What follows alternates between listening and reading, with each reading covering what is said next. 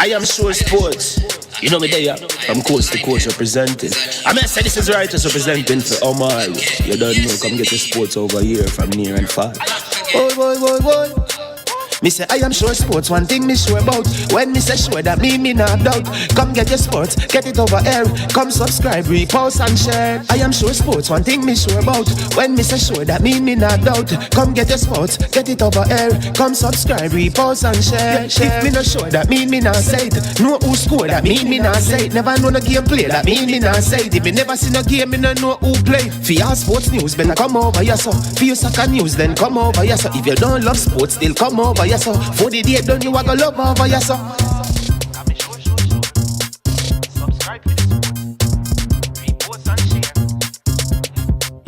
So when it comes on to behavior concerning football, Jamaica is decent. I am sure that if we can get all of these things done, set in place by the end of April, it gives us enough time before the World Cup campaign. Not afraid of no Brazil, no Argentina with these crapper players. We are good enough. Remember to like, subscribe, share. Listen, comment, let me know what your thoughts are.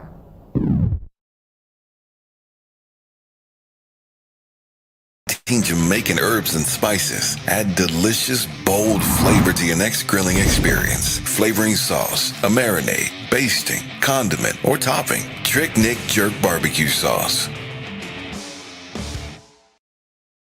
Jerk Marinade gives your meats and vegetables authentic Jamaican jerk flavor. The spices are directly from Jamaica. Spices like jerk seasoning, allspice, Scotch bonnet pepper, fresh scallions, thyme, ginger, and garlic. The key ingredients to a great jerk marinade. 0% sugar and low in sodium. You want to try it?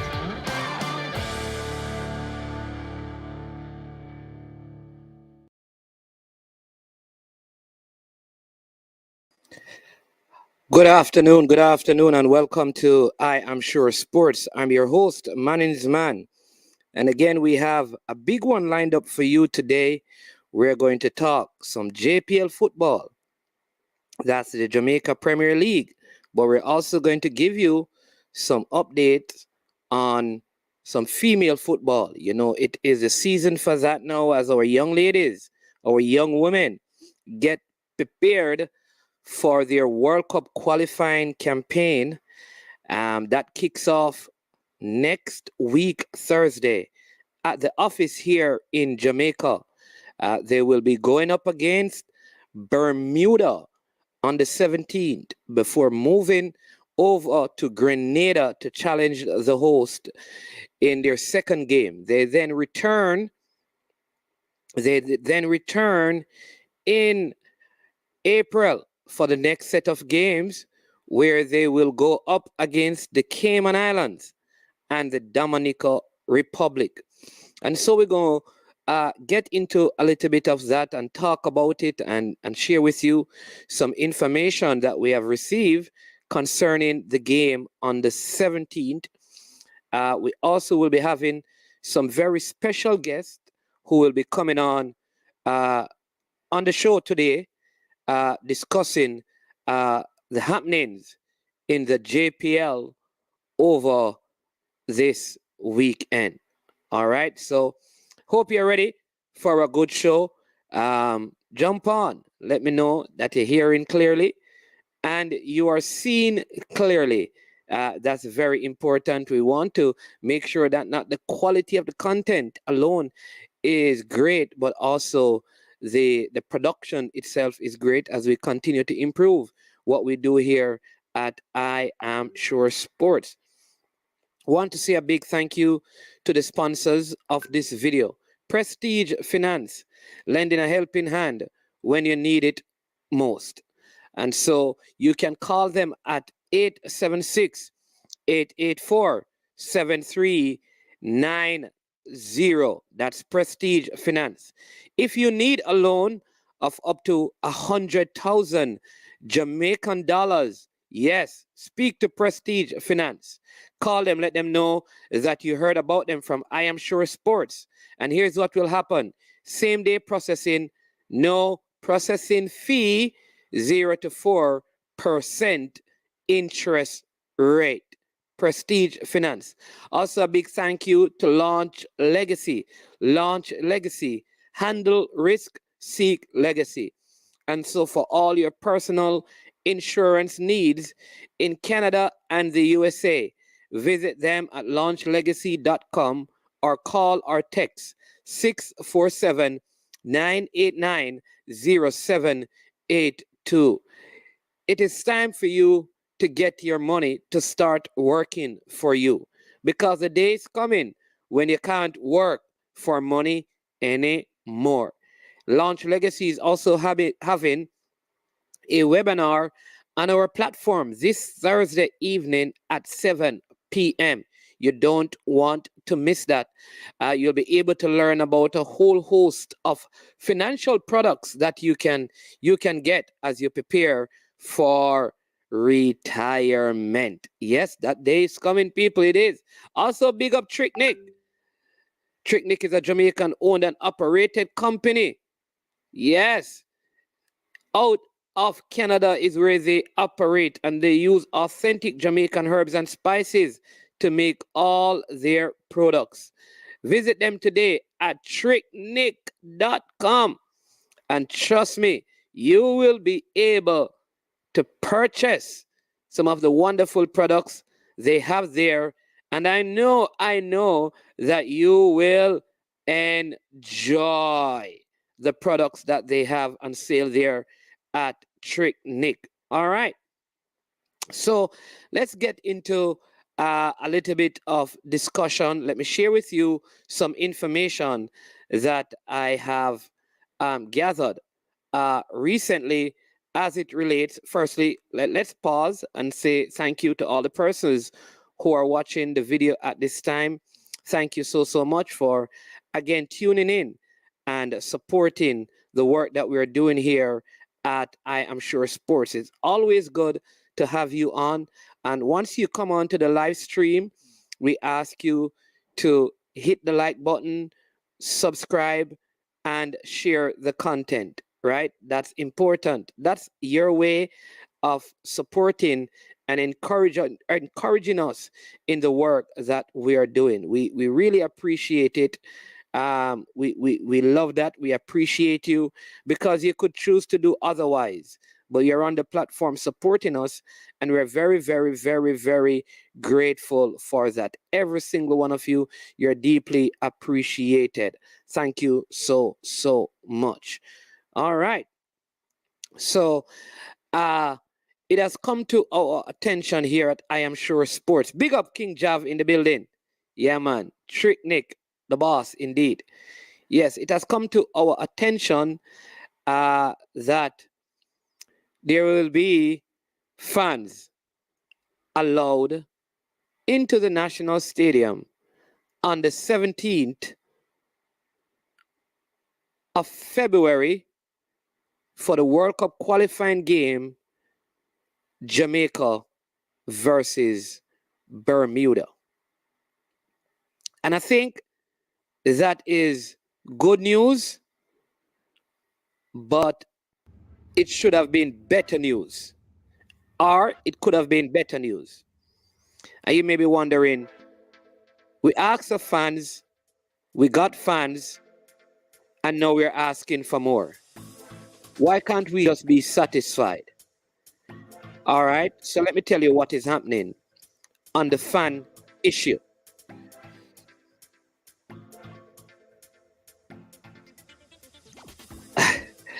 All right, good question. I see here from Brain Drain, and this is what I'm going to answer.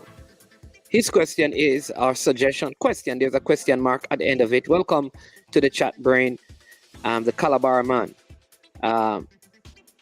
Fans allowed, but how many are really attending? All right.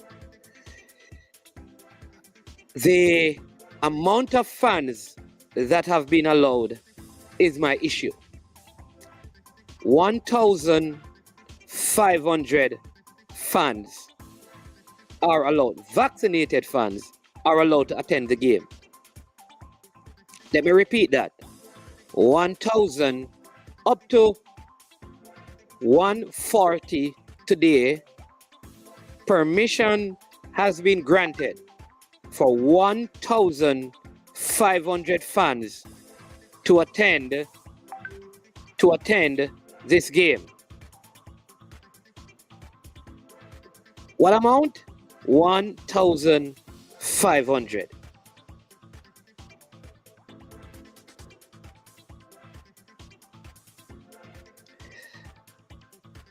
For that, I'm not happy. Why?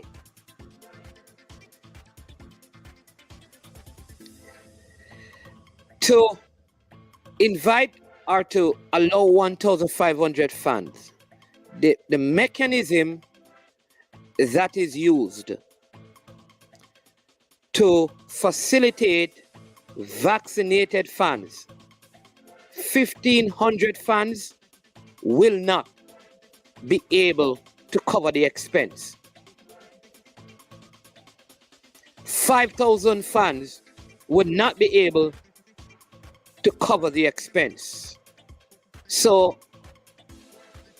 whoever will attend will probably have to attend on courtesy passes, because the measures you'd have to put in place to charge would cost so much money, it would not make any sense. The only way it makes sense is if it is 10,000 and above. I'm very sure the authorities are quite aware of this. I think that is why 10,000 fans are allowed for Gibson Relay, because that amount is able to cover expenses and to pay for the rental of the National Stadium that is managed and operated by Independence Park Limited. Let me go a little further. To use the grandstand area of the stadium alone for any event that requires lights to be turned on is minimum $1.9 million. That's the rental fee for the grandstand area alone. So you calculate 1,500 fans by 5,000. Because the last game they charged 2,500, I think. So and a different cost. So let's average, say, I don't know. Let's do an average of $5,000 per ticket. All right. Which, you know, you can't charge. I think they would have to just operate in the grandstand. It's a female game, so I suspect that ticket prices at the maximum would be, say, $3,000. So that's like $4.5 million. All right. Remember, out of that is $1.9 million to rent the facility. The mechanism that allows you to upload your vaccination card, get your ticketing information, you're looking at the next $2 million.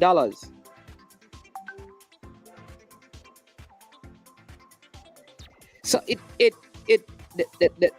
like, I don't know. I need some of you to help me. If it is that we don't think through these things before we make decisions. Is that the thing? We don't think through them? Somebody explain that to me. Because any person with the very common sense, looking at the numbers, would know that if 1,500 people are going to be allowed, it has to be courtesy passes. But still, they have to put in all of these measures, even for courtesy passes. Hospitality and ushers and COVID officers to separate people, put them in seating positions, sanitizing. It is just not financially prudent.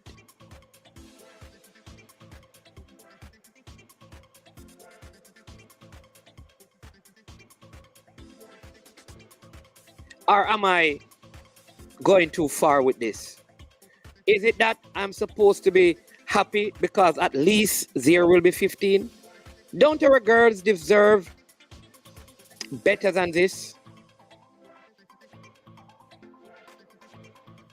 And from information that I've also gathered, I understand that the Minister of Sports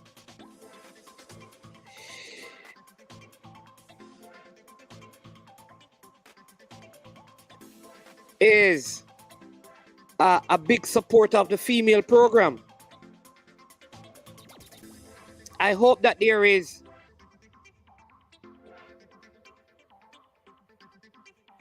common sense.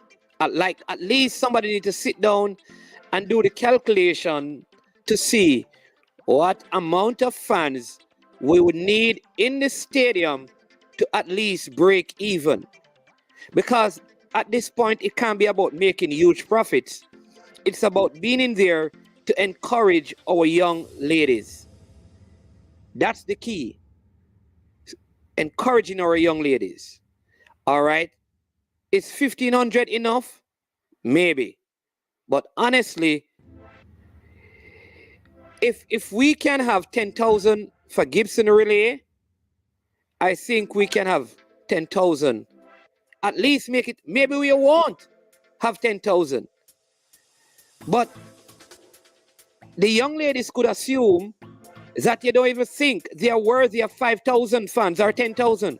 Make it 10,000, maybe only 1,500 will turn up anyways.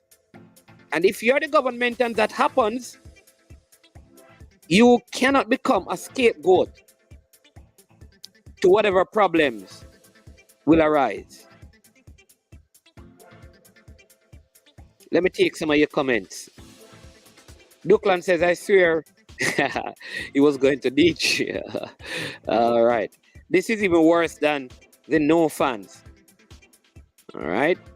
Rowan says, good morning, bro. The maths was being done by a gardener. I don't think any maths was, our accounting was being done. The question is the government trying to crash the JFF? Let me take that for a little. Who benefits and how does it benefit the young ladies? Because here's the truth.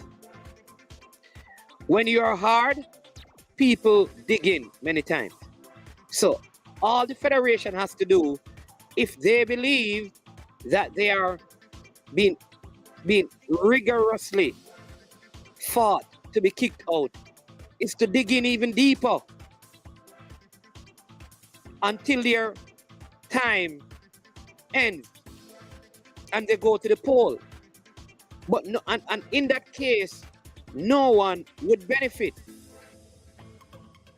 I think we're at a point, especially with the female game, where we have to do everything in our power to support them because they're already not supported by the general population. I've gone to girl games, female games,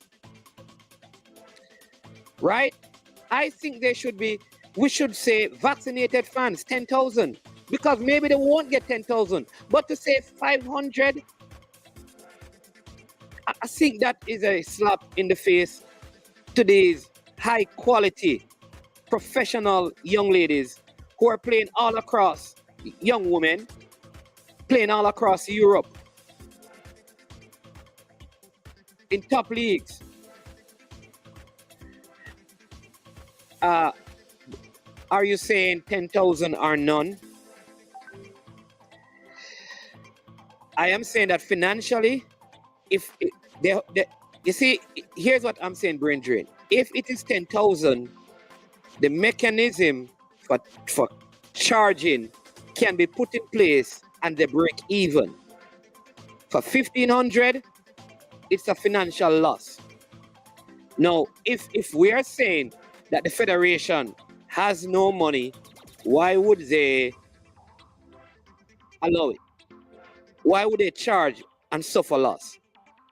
So what they will probably do is give people free passes, because there's no way you can put a system in place that people pay and then pay people to be there to make it happen, to administrate that, whatever the ticketing system would be. It's going to cost money. So why not just give them some passes and say just come to the game free? But with 10,000, you could actually charge and break even and cover the costs for running the mechanism. I think that's a bigger point I'm making, brain drain. A World Cup qualifying team is playing and still get less funds than a high school event. Yep. Here you go. That is it. And again, let me say this. I am happy that we are allowing the fans to go and support our kids. I'm happy. And I want to feel that same kind of joy when I speak about our female playing in their World Cup campaign. So I'm not saying don't allow fans at the Gibson Relay and that champs. I want fans to be at those events. But I also want fans to be at this event. And I'm talking about vaccinated fans.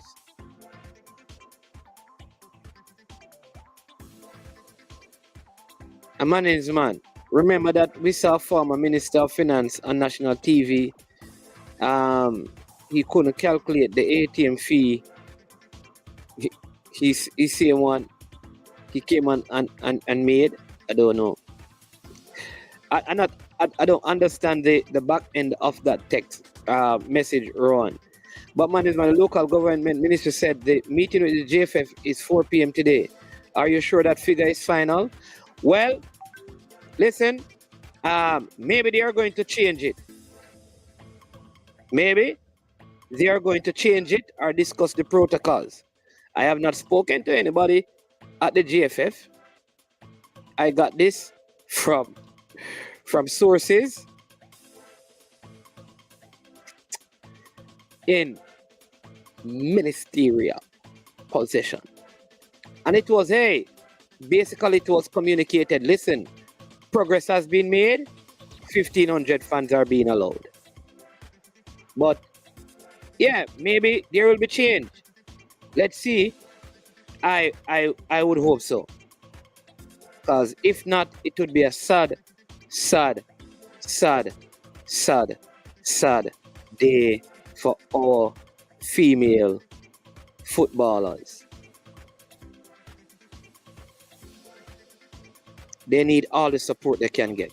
And I know the goodly minister, Mrs. Grange, who they say love female football and is a strong supporter of the team. I know she has also come out and said that the government, the ministry, is going to pump money into this female campaign. So looking forward to that. As you know, so I've done several things, people. I've looked at the team leaving Jamaica, because I don't know if you do this. I've checked out the logistics, right? The team leaving Jamaica on the 18th. If they go to Miami, based on when flights are available, they would have to go to Miami. If they're not taking a chartered flight, they'd have to go to Miami, and they would, if they have to take that route, based on the availability of flights, they would get to Grenada 10 a.m. the day of the game. Check out the flight schedules. I don't know. I do these things, right? I like it. I like check out the logistics. What it means is that the young ladies will need to travel by a chartered flight from Jamaica to Grenada. So I hope the ministry would just jump in and just pay for that chartered flight or contribute towards that chartered flight. I think it is good when you check out the logistics of it. I also know that in Grenada, tickets are going to be sold for the people in Grenada to attend the game. So they are going to have supporters or fans without like restrictions. Well, you see in the smaller islands in the Caribbean, even in Barbados, you'd have seen that when the West Indies played, you saw it at the U19 World Cup. So fans have been allowed in venues in other places across the Caribbean. I don't know what all the protocols are, but I think we really need to sit down and look at these things and see what is the best way to execute goodwill without destroying future legacy.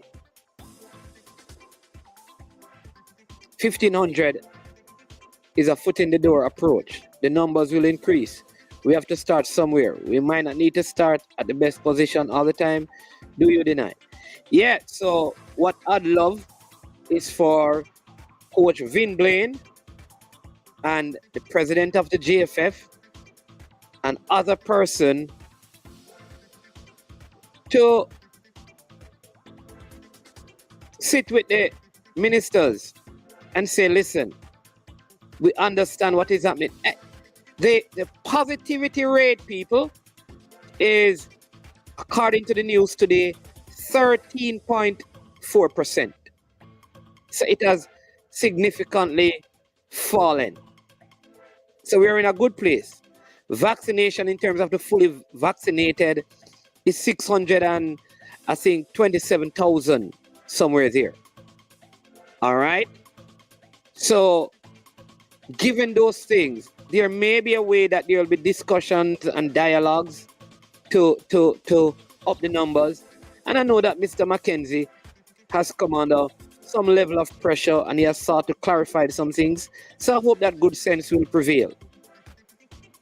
Right? I always give people the benefit of the doubt. I don't think anyone in this has, has some wicked or evil plans. I'm going to give them the benefit of the doubt that it was not properly thought out, or, sometimes people will say, if you go and do a job and you're a contractor, someone will offer you the lowest. And if you accept it, they walk away. But they know that if you negotiate, they can go up with it. And maybe this is what the government is doing. Let's put 1,500 on the table. If they accept it, great. But if they don't, we know that we have a cap of 10,000. So let's sit down and dialogue. Maybe that is what is happening, and we anticipate better news.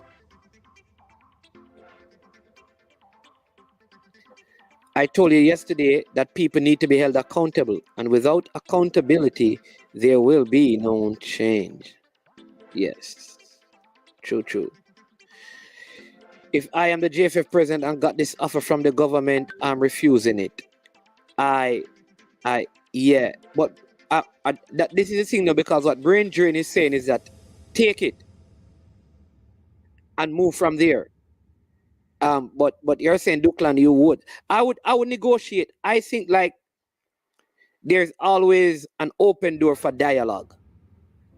And this is where now I challenge the administrators at the JFF and Coach Vin Blaine, who I know he speaks eloquently, to sit down and explain how 10,000 fans can work and why having as many fans as possible is important.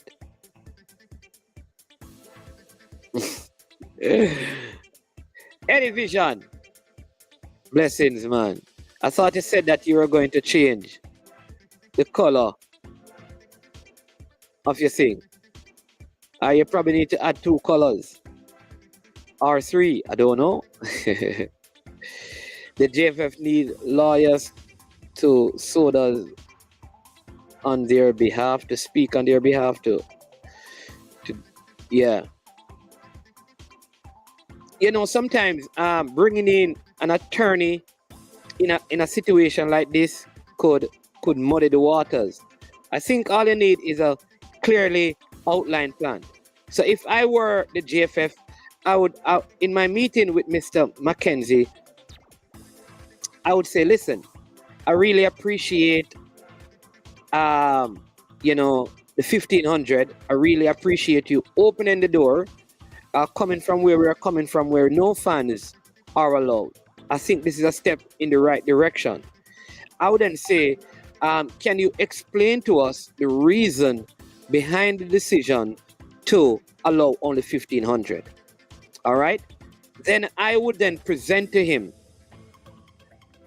why it doesn't work to have 1500, why 10,000 is better, and how we're going to make 10,000 work in keeping with all the protocols and giving them the guarantee that we are able to do this without it causing any further spread of the virus.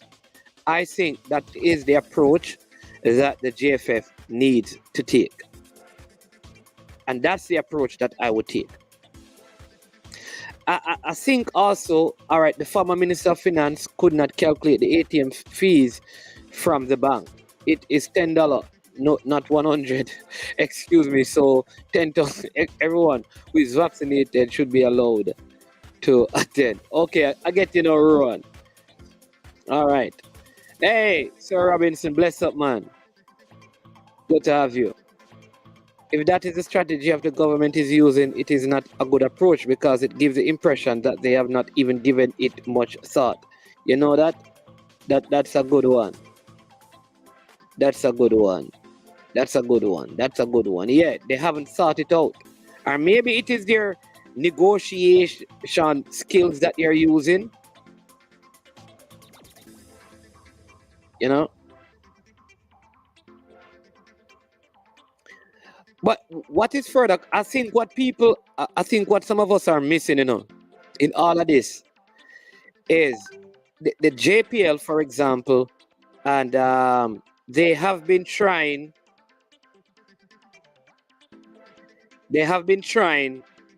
to get funds because the JPL is being affected financially because they have not been able to have some amount of vaccinated fans. And in all of this, I don't think any thought has been given to the predicament of the JPL, which we're going to get into. We have some guests coming on to speak about the JPL. But they're in a financial predicament because of this whole not having funds, not even vaccinated. And you would know that the support staff around the league, the JPL, they're above 93% vaccination. Players and staff and officials, which is good. There is one coach, for example, who did not or could not or was not allowed to attend his team first 3 games because he had not received his vaccination. So the JPL has shown that they have been able to manage well. There has also been no, from last season, any major breakout of COVID amongst those who participate in the league. And so I think even with the JPL, consideration could have been given to have 500 fans or 300 fans. So there is a bigger issue at play that I think needs to really be looked at. And this is also a way of people de-stressing the ability to go out to sporting event, I think will help with the stress many persons have been enduring due to the pandemic. Remember, people can also call in. You know, I think I have sorted out the call-in thing. So yeah, let's see if that is working. I don't know. Run. Yeah, man. Make a call now, man. Make sure that this thing working. I don't know. Let's see if it's working. I hear that it is working, but don't know. Yeah, you know. So there you go. Let me put up the number for those of you if you desire to call and speak on this issue before we segue into the JPL. We should be having Mr. Ludlow Bernard passing through. Mr. Rudolph Speed should be passing through. We have a couple of players in the league who should be passing through as well for this week's show. Pagan says it's a symbolic gesture. Pressure come on JFF because of social media and Michael Antonio's one Jamaica article, in my honest opinion. Touch and go Mannings. I like the video. And off. All right, bless up Eddie Vision. All right. Mannings man is a fire we burned yesterday caused them to make the change. Remember I told you that they're watching the program, yet my friend in the government says they were watching you yesterday. Okay. All right. This can hurt the girls when they see how many allowed for track and field. Yeah, and that is what I'm saying, that there is sometimes the psychology of the thing also needs to be evaluated. You don't want the female football already think like generally they are not supported. And what you don't want to do is for them to believe. Hold on a sec. Yes, caller. Welcome to I Am Sure Sports. Yes, good afternoon, Sir Manning. Darcy Robinson here. Yes, Sir Robinson. Let me find out if the people hearing you. Test it. People tell me they're hearing or a caller.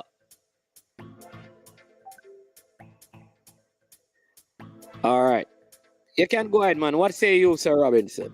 Yeah, to tell you the truth, I am a bit offended at the number that is offered. I mean, some people might see it as well, at least they're allowing a certain amount in terms of the 1,500, or the suggestion that you made that this might be where they're starting from. I am a bit offended by it. When I look at what they're planning to do for athletics, for the school, for the school athletics, it kind of sends the wrong message, Sir Man. Because this is a World Cup qualifier, and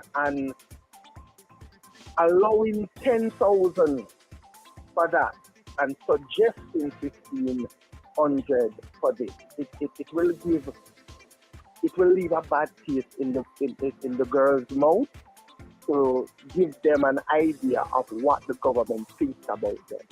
Whether or not that is the case, that is what will be left in their mouth. I don't think it's not nice. It don't look good. It seems as if little regard, is shown to them. So that's my take on. Let me ask you this: what if they say, but generally you can't even get 5,000 fans in the stadium? Why give you permission for what we know you're not going to be able to do? You're probably only going to have 1,500 anyways. What if that is their reasoning? How would you address that? All right, so it's just that, and this might be a concern for them as it relates to the numbers that might come in the stadium, because primarily it's the issue about the COVID and the possibility that it's getting out of control. Fine. If it is that the numbers don't that amount of people don't actually come, it is in their interest anyway.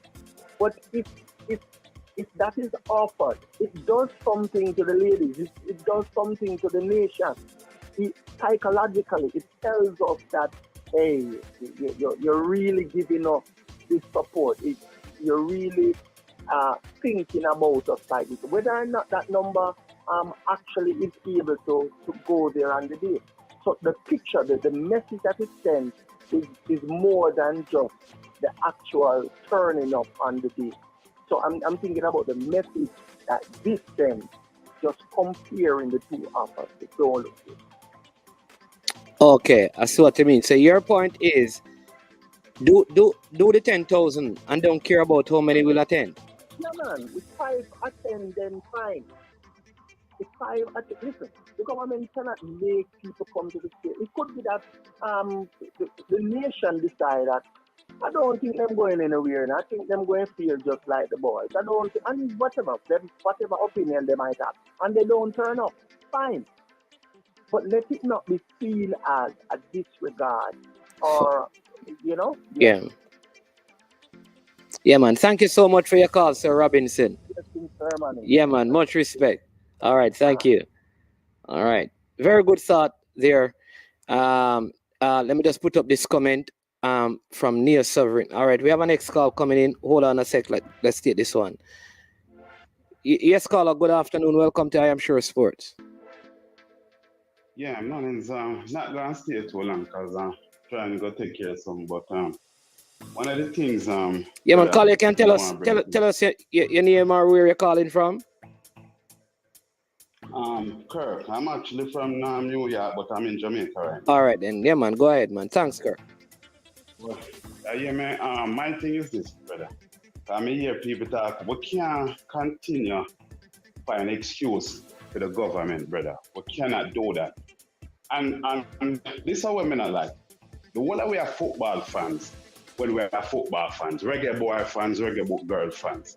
But as soon as something happens and somebody criticizes the government, then this green flag and red flag come up. What's wrong with these people? Why the government can be criticized? There's no government perfect, and especially Jamaican government, whether it's when the red side is in or the green side is in. Since these color people, these people are wave orange flag and green flag.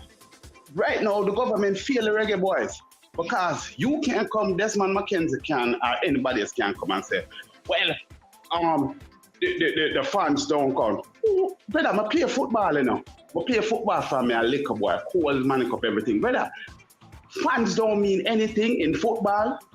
If you're a football fan, you should know what you say are rubbish. That fans don't mean anything. Fans is everything. That's why them have home game, and that's why you see teams do better at home. That's why France win 98 World Cup. Brazil was a better technical team than France, and they outplayed Brazil. That's why these things happen.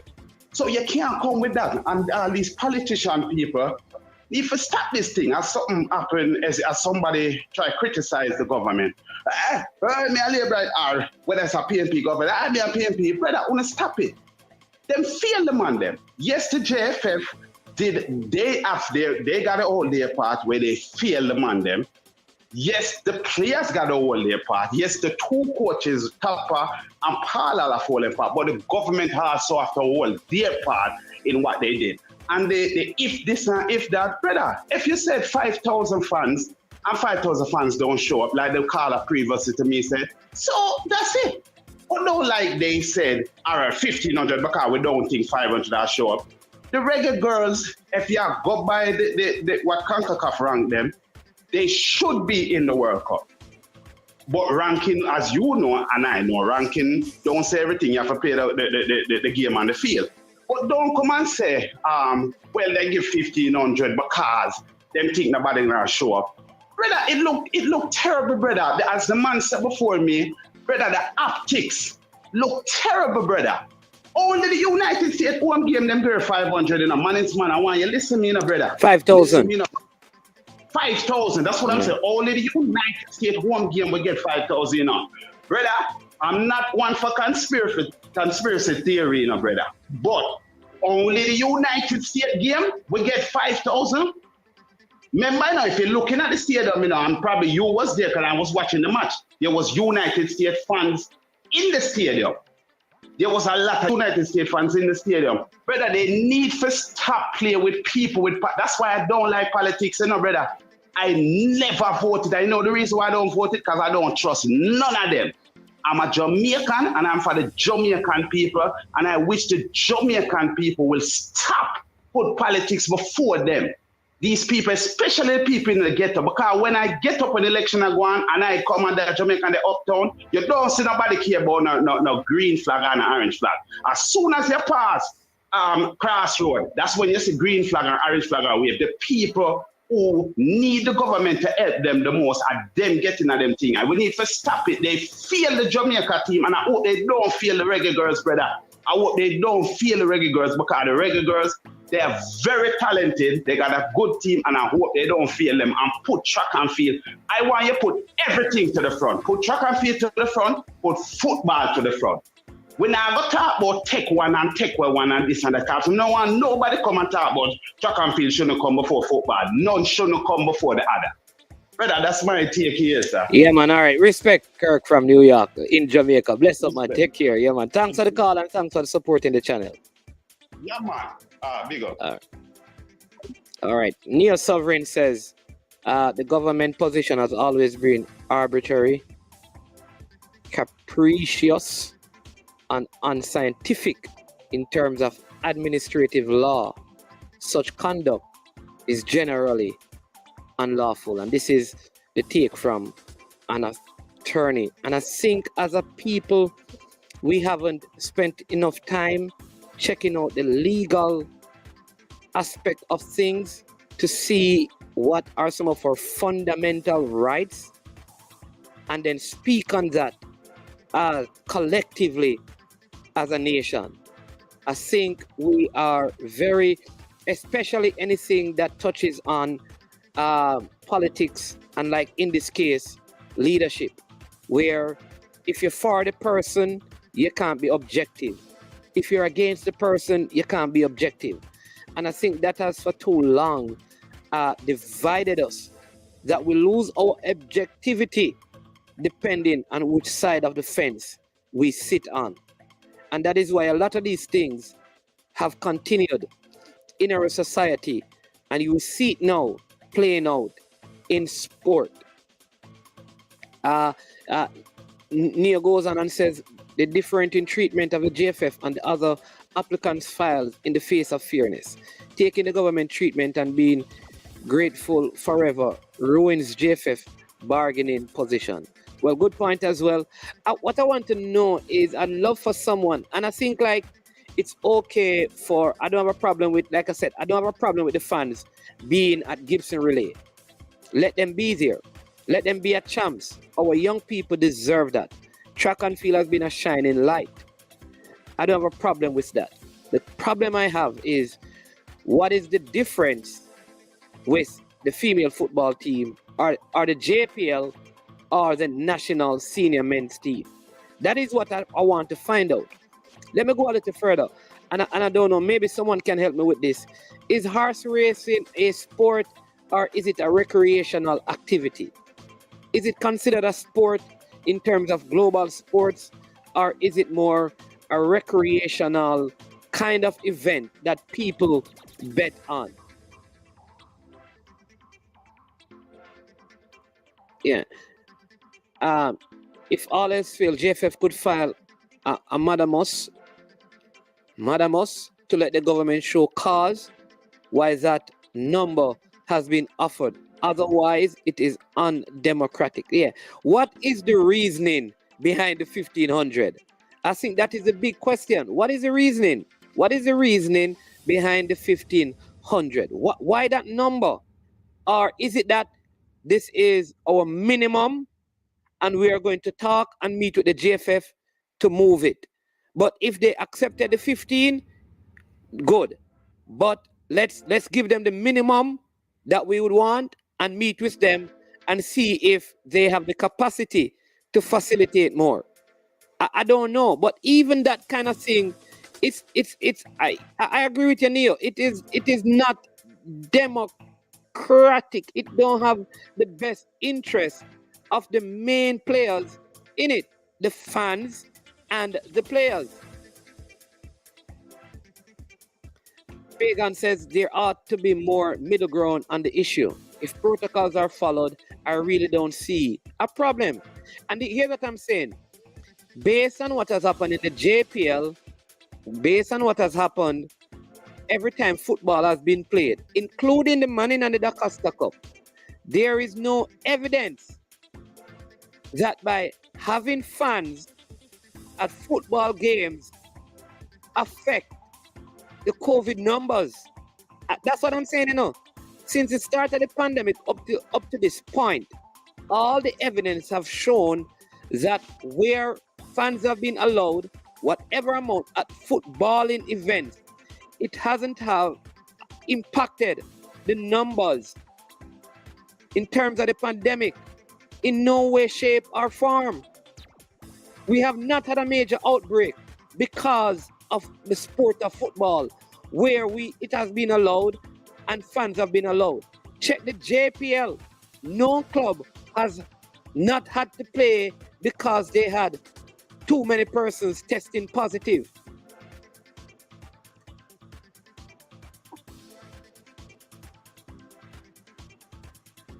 Fresh God bless up, my G. Every day enforce the incompetence of the JFF added to the arbitrary and corruption of the government.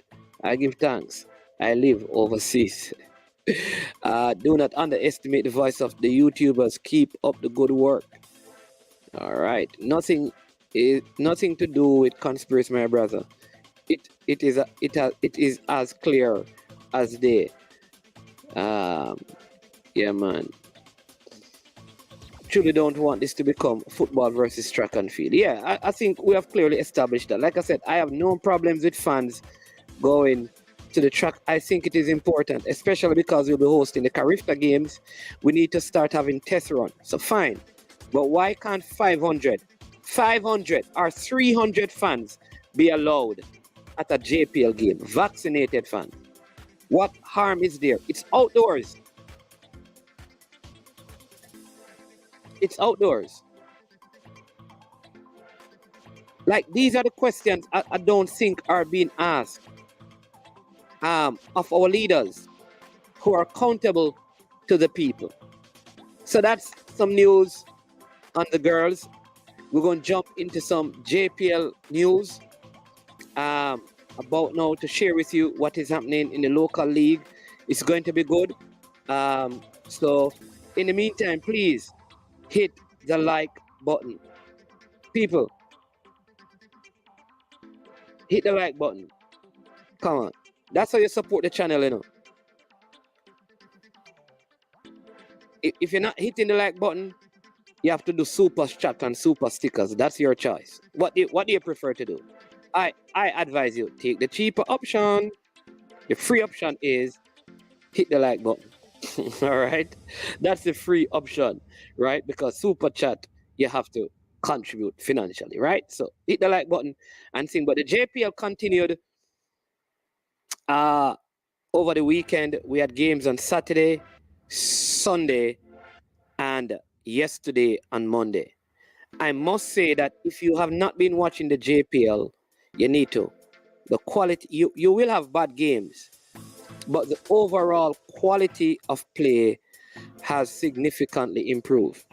It doesn't mean that they are superstars in the league, but the quality of play, the league is a whole lot more watchable. You see teams completing 15 and 16 passes. You see less aggressive and dirty play in the league. Quality officiating. You still see foreigners playing in the league. You see a huge amount of players 20 and under spread across the league. Less of our older players are in the league. And the national players, the players who have represented the national team, you see them showing their class in the league. You also see the coaching improved in the league. All right. Hey, big up Brain Drain. Jason. Big up Jason. Jason is doing a super chat in honor of the great Claudia, the one who is glad to be living overseas. Big up Jason. Big up. All right, and thanks for the super chat. All right, appreciate that. All right, so let me give you some news. Kemar Beckford, you know him as Kemar Bushy Beckford. He started out his career at True Juice. He moved to Waterhouse. Then he moved to Mount Pleasant. He was trying to get into a couple of teams in the JPL, never worked out. And so he has now transferred, and he is in Costa Rica playing in the top league there. So that's Kemar Bushy Beckford. He has moved overseas, and he's in contract with a Costa Rican club in the top league in Costa Rica. And so congratulations to him, and good going.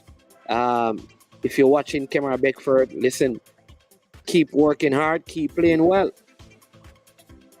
Yes. And I think you have passed the stage where you would probably get called to the national team, but you can still have a very good career from a financial perspective. So continue to work hard. All right. So that's Kemar Beckford transferring overseas. He was out of contract at Mount Pleasant. And so, again, kudos to him there on making the move. And we wish him all the best in his endeavors as he continues to develop and improve himself. All right. Let me take a couple more comments. King Job says, let me get this one. Says, Mannings, what do you think about the JFF incompetence in relation to not submitting the documents on time for the USA appeal? All right. What people? All right. You see, when you read articles, don't read the headline and don't listen to what people said. Let me say it again. Don't follow the headline. Read the article, get all the information, and then you'll get better understanding. What do you mean by that, Mannings? The appeal was written not to have the decision overturned because there has not been any occasion in recent history where a goal was given in an international game and on appeal for an infringement, it was overturned, or there was a replay, or points were reallocated. Can't happen. Really, never happened. Has not happened. All right? So what happened? The appeal, and that's what I'm saying, that you have to read the thing, because I felt like, how could they not do this? How could they not pay the 1,000 Swiss? Obviously, the JFF chose not to pay the money. Why? Because they knew that there's no way FIFA would overturn a goal call because an official says infringement. And the FIFA gave Jamaica the goal and USA lost the game. That would not happen. They knew that they would be wasting $1,000. However, they spoke about in their appeal the implementation of VAR, because if VAR was, and that is how the appeal was written, if VAR was in place, guess what would happen? It would have been looked at a second time and maybe the goal would have stood. So I don't think they failed to keep a timeline. They chose not to continue with it because there is no way that it would have been overturned. So it would be wasting the money. But they still had to do it so that the thing could be highlighted. You know, that's what I read, you know. I don't know what everybody else read, you know. I make sure, listen, I make sure that I go and check out things. You know how many times I see goals scored against Arsenal that are unfair? I have watched leagues and see goals that went over the line and they were not called back. You think if teams could get those things changed, they would not be changed? FIFA not going to change those things.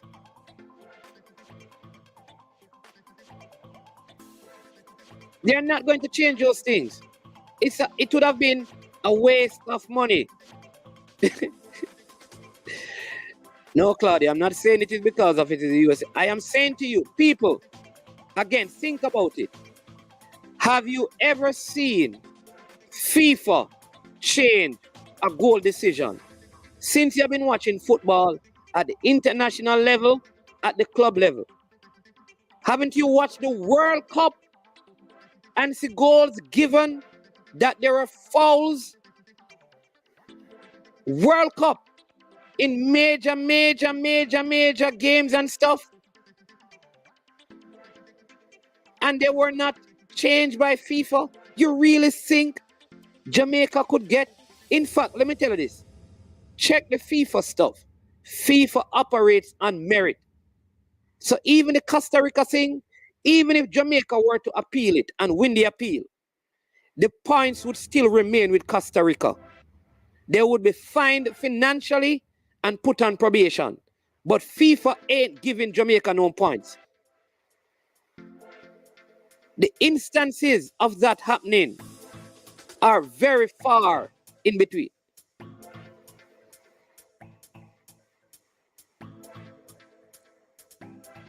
Those things kind of happen when you use players, like if a player were on red card, which is a clear breaking of rules, not on official mistakes.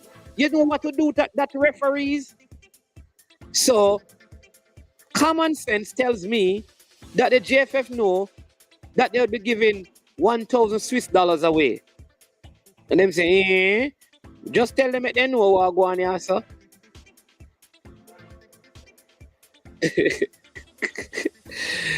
Let them know what go on and make they implement VAR, because just write the appeal. Let them implement the VAR thing, because we know that this ain't going to change.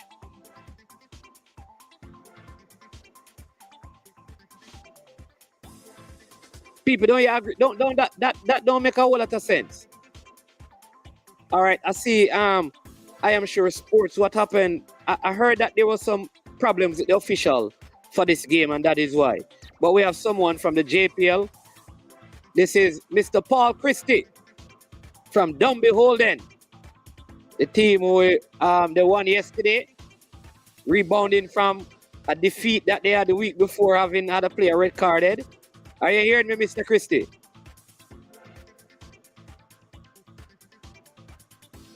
You hearing us? Good afternoon. Yeah, man. Good See afternoon. you Welcome. Yeah, man. Welcome to audience. Amateur Sport. Good to have you again. Thanks for having me, sir. Yeah, man. Talk to us, man. What? I mean, how good do you feel about rebounding from your recent defeat to, get a 1-0 victory over Mullines yesterday? And then you never had your top striker, who is out injured, who was a very good player. And what is his name? Antarpafi? What? I don't know how to pronounce that first name,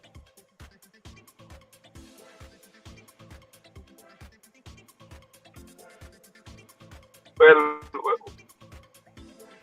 what we are doing, we are trying to learn, trying to improve, trying to get better. We have been plagued by a couple of injuries. As you can realize, yesterday we had about 5 different players than the players who would have started against Waterhouse. we have been plagued with injuries. However, we are trying not to make any excuse and just go out there, do the best that we can, and live with the results. We are hoping to have him.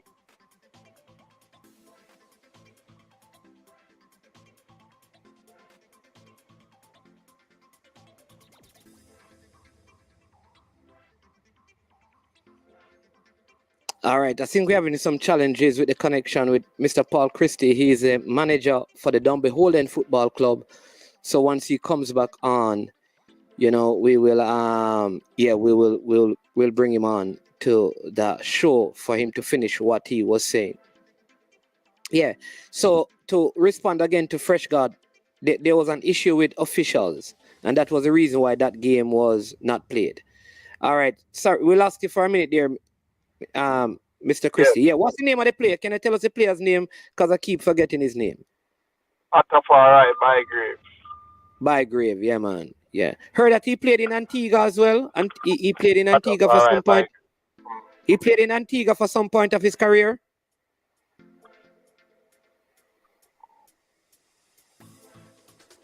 Antigua, yeah. He started off at Cavaliers and went over by Antigua, and he was with us from last season. However, he was trying, in addition to a few injuries, along with trying to get acclimatized with our setting up and our league, he did not have the most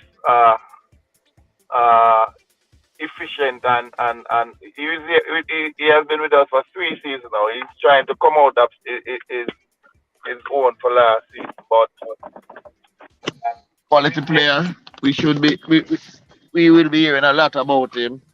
And he's working hard to improve his craft. So we should be hearing a lot more about him.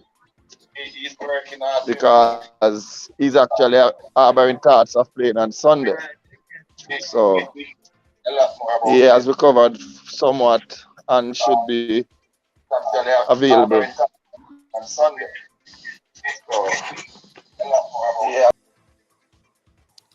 Okay. I think, Mr. Christie, I think we lost your connection again. Mr. Speed. Okay. Yes, sir. I hear myself in the background. Are you listening to the program and talking at the same time? Mr. Speed. Yes. I hear myself in the background. Are you listening to the program and talking at the same time? Yeah, I think you probably have the program going. I don't know. No, I am not. That's Mr. Christie.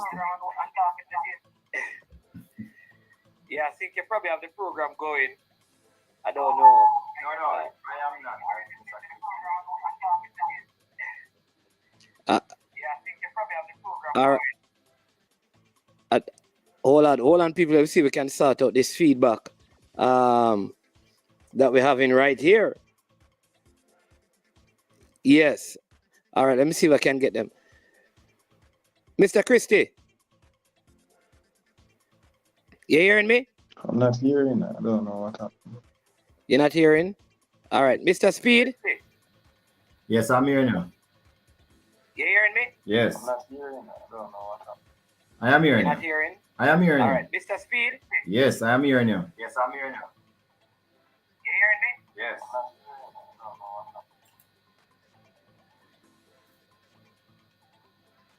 All right, Mr. Speed, go ahead and talk to us. I mean, you rebounded from your defeat yesterday by winning 1-0. Hard-fought game against a very good, a better humble Lions team. The Lions, I mean, Fresh God, who is a humble Lions supporter, said that the Lions were hungry, but they couldn't find any meat to eat. So tell us about that. No, well, in the first half, I think we played exceptionally well. We actually had the better of them in the first half. We should have scored another.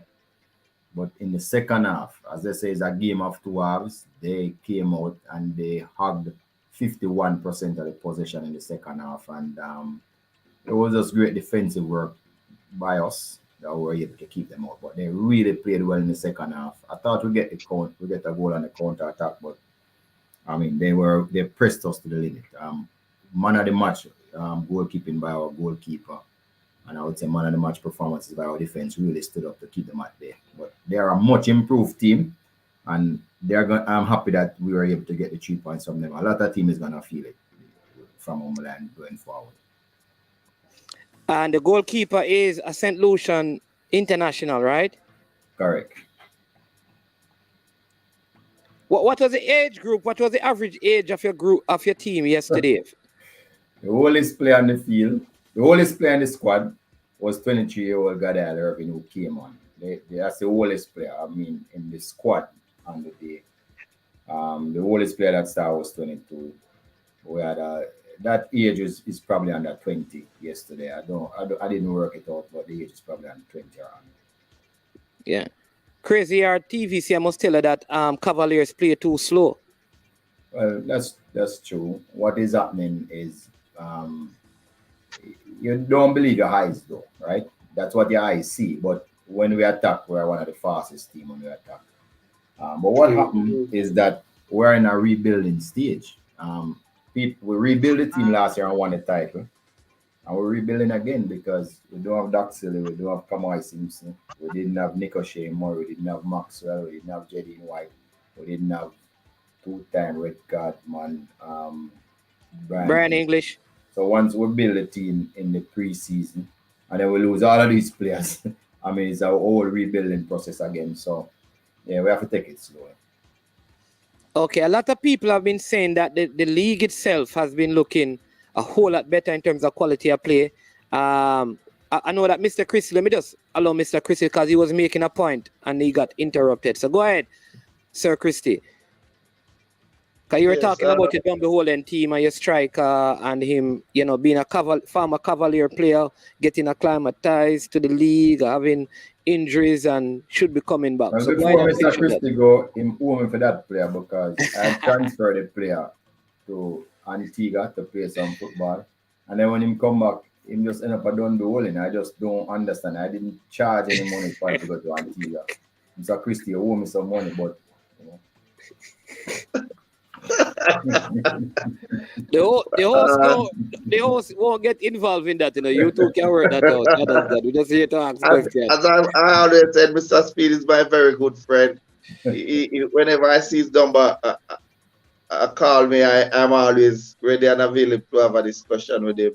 He has taught me a lot about this football here, and that's why we are still trying to grow and trying to improve. And he knows that he can always talk to me about whatever the situation is at any time. But yeah, man, but tell us about that player because I think he scored a beautiful header early in the league and he had scored some good goals last season though. So how is his recovery? And we noticed as well we haven't seen Mark Miller in your squad this season.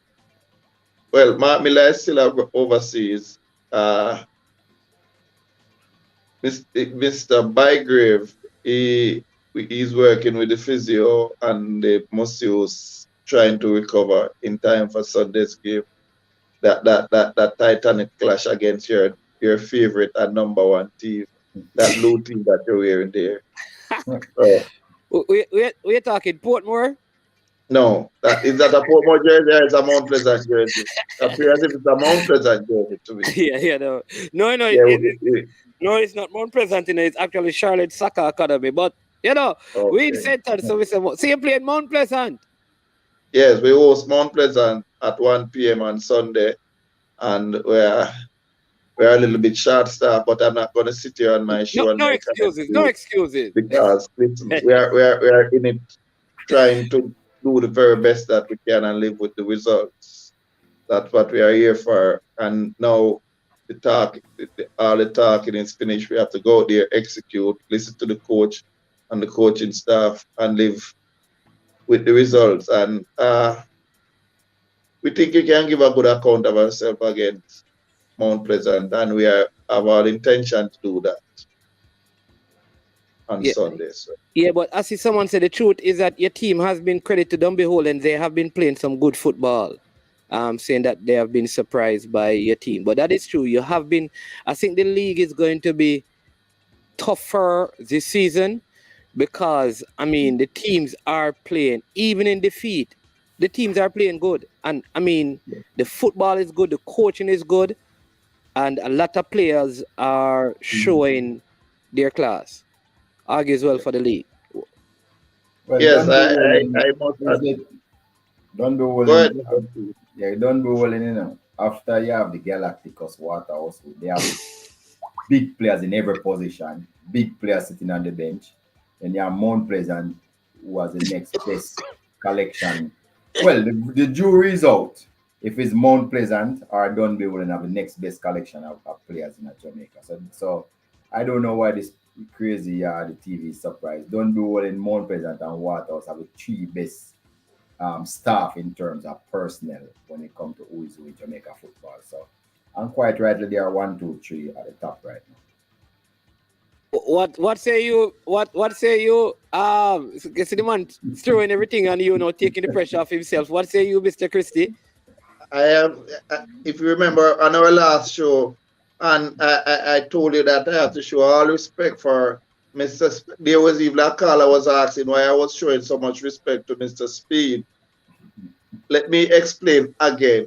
Mr. Speed is the defending champion. He has a group of players that have been playing together from about age 15.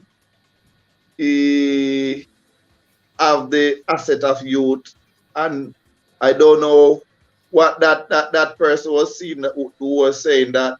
I was actually at the game, so I can tell you, Cavalier is playing one of the fastest at counter-attacking football. Mr. Speed is playing deceptive football, and that is why it appears as if Cavalier is playing slow. They soak and soak and soak, and then they quarter press you, and before you know it, it's in the back of your net. As a coach, you are always wary of that. They attack at the highest speed in the entire Premier League, faster than any other team in the Premier League. So, okay. As a coach, you will always be wary of Mr. Speed. He has to know how he's trying to get, and guess what? After 4 rounds of game, he's trying. Maybe he wasn't a longer holiday than he had anticipated, but I can tell you, when the top 6 is settled, Mr. Speed will be there, and he will be giving a good. He told me off record that he won't be just letting him go off his trophy. He likes how it feels, and he's putting in all the background work to ensure that he keeps it in his cabinet. Yeah, so he's not the one to just hand it over to whoever come. You have to come and fight for it. He didn't answer your question, man. He didn't talk about what was the question? I was making the point that the 3 most stocked club in Jamaica at this point is Waterhouse, who is the #1 stock team. Mount Pleasant and Dunby is the next 2, fighting to see who has the best collection of tried and proven performance in the Premier League. And quite rightly, the 3 is on top. And the management asks you, is that correct? And you no answer none at all. You just go on. All right, let me address it directly, Mr. Management. Dunbowling is the only team who have less than 25 players in the squad right now. So I don't know what Mr. Speed is talking about. Thank you, sir. I never said quantity, I said quality. You're not answering quantity. I talk about quality. So start again. Ask him how much. Ask him how much. All right, yesterday, my player was playing right back was the very first game he has played at Premier League or any other level. My squad never played Premier League before. Ask him how many. Ask him, Mr. Christie, how many of his players have been in the national setup? Yes. How many bowling players is in the national setup? No, ask Mr. Speed. No, hold on. I'm going to ask him that question after, but I'm asking how many bowling players. The goalie, the national setup. The goalkeeper, right? The captain who got suspended. Your central midfielder from in, not has been. As that has been.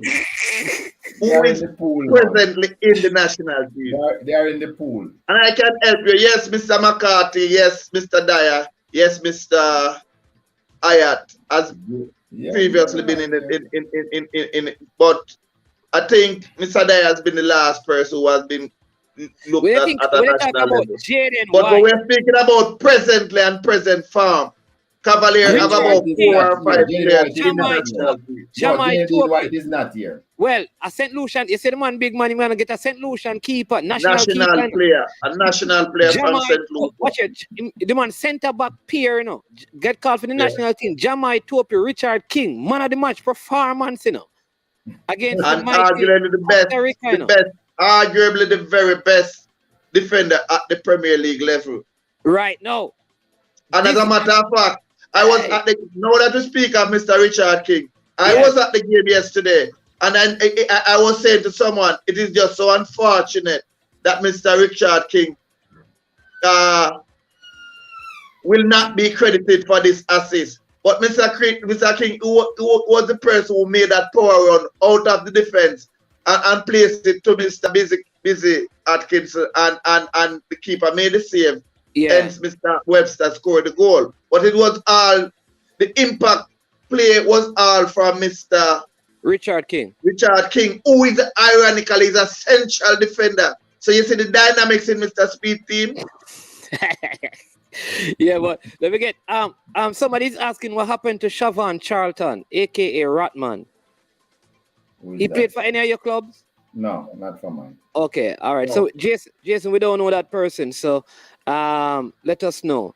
Yeah, man, Dre Anyweather over there in Florida saying, yes, man, last season I couldn't view the games from Florida, but this season, I think he says I can watch all the games if I want to. So commendation for the league to making the product available. Then Unseen Sports TV says Benbow returning to Waterhouse. He's now in form. I mean, I think he has scored in his last couple of games, so that is also good. Well, Benbow didn't score a goal for Mount Pleasant last year. Not even one. Yeah. Didn't have a goal, didn't have assist. So ironically, he actually scored on my team last week, but it's okay. It's okay. No, because Benbow actually did go to Dunboyne first, and then he found his way over by Water. He did? Yeah. Yeah. I thought it was Beckford. I didn't know it was No, Cardell Bembo and the Waterhouse defender, Katie Simpson, and Cardell Bembo were starting the season at Dunwoody. And you let them out of your grasp, man. He had also Katie Simpson over there. Yeah. So I told you, Dunboyne is the best collection of superstars and in the league. One of the best. Well, Unseen Sport is saying Cavaliers the best team. Don't follow Speed. He won last time. And It's Cavaliers the most complete team at the Premier League level right now. Cavaliers is the biggest team right now. So Unseen Sports, but Unseen Sports, the truth of the matter is you are so spot on. The Cavaliers, because listen, the surface up there by the Captain Horace Powell Center, after round 7, you will see each team getting into form and taking their rightful place. Trust me on that. Those 1 o'clock games and those 3 o'clock games will eventually put the teams. After round 7, you will see a true reflection of the table. Put it that way. Yeah. Some person are saying Romario Campbell Lawrence is saying that Waterhouse are the most complete team. I agree with you, Romario. You understand the game. Romario, let me tell you this. All right, man. Yeah. I was at Waterhouse Cavalier games, and after 7 minutes, Waterhouse should have been under 4-0. 7 minutes. It's ironic that they eventually won the game 3-0, but Cavalier Waterhouse at minute, not between the first 7 minutes, they hit the crossbar and the upright 2 times, which should have been in the back of the net. They got a 1-on-1 with the goalkeeper, which should have been in the back of the net. They got an empty goal in the 6-yard box, which should have been in the back of the net. And eventually, Waterhouse, with all their experience, rode the wave and eventually, against the other player, the very first opportunity Waterhouse got, they converted into a goal, and then The red card. keep on playing, and then they eventually gave Cavalier another sucker punch. And then after that sucker punch, then came the red card and all of that. So in the context of the entire game, if Cavalier would have taken 50% of their clear-cut chances, we would have been here having a different discussion, and Cavalier would have been on top of the table. I watched them against Portmore. Same thing. Portmore got one chance. Cavalier get 15 chances. I know Mr. Speed, he will be working on his finishing. And trust me, they are creating the most chances in the Premier League. But that is the problem, because you know that the goal thing is -2 right now, which means that though they are not conceding a lot of goals, they are not scoring enough of the chances. And trust me, Mr. Speed is a wily old fox. He is aware of all of that. And Let us find out from him how you plan to address that, Mr. Speed, because you're -2. And that is because you have conceded more goals than you're scoring. I mean, always good defensively, but what is happening to you at the offensive end? Creating so many chances. Listen, every now and again, you have that one game and all of that. But trust me, as I said before, don't watch the table until after round 7. We can come back and have this discussion with Mr. Speed and the show as well. Trust me. All right, go ahead, Mr. Speed. Let me hear you respond to that. No, well, definitely we're not scoring as, we're not as consistent in scoring goals as we should have been. So every morning is a simple process. Every morning we'll do finishing drills. So that's what we're going to be doing for the next week or two and see what happens. Yeah, I see. Balakar, big up yourself. People, remember that you can call into the show if you so desire to talk about your club. And then Romario Lauren says Waterhouse, Mount Pleasant, Cavaliers, and Dumby Holland. He says those are the best team in the league. That's a good semi-final. Yeah, that's a good 4 team. I also think that Arnett Gardens look better than last season. I think they look a whole lot better as well. Even the Veer team look a little bit more expansive in terms of how they play. Like they want to attack more, and it is not just this sit back defending. I don't know if because they have Francois Swaby, but I really think that the league is going to be way more competitive this time around. I know there are 2 undefeated teams. That's Waterhouse and Mount Pleasant. They haven't lost any games yet. But that Waterhouse team really, really look good. Mount Pleasant played Harborview with 10 men and also won the game. So they are looking good. Good goals are also being scored as well. Garfield Ratty Robinson said, Coach Speed does the best work with the youth as far as I am concerned. Hold on, I think we have a caller coming in. Yes, caller. Good afternoon. Oh, well, let me see if I can.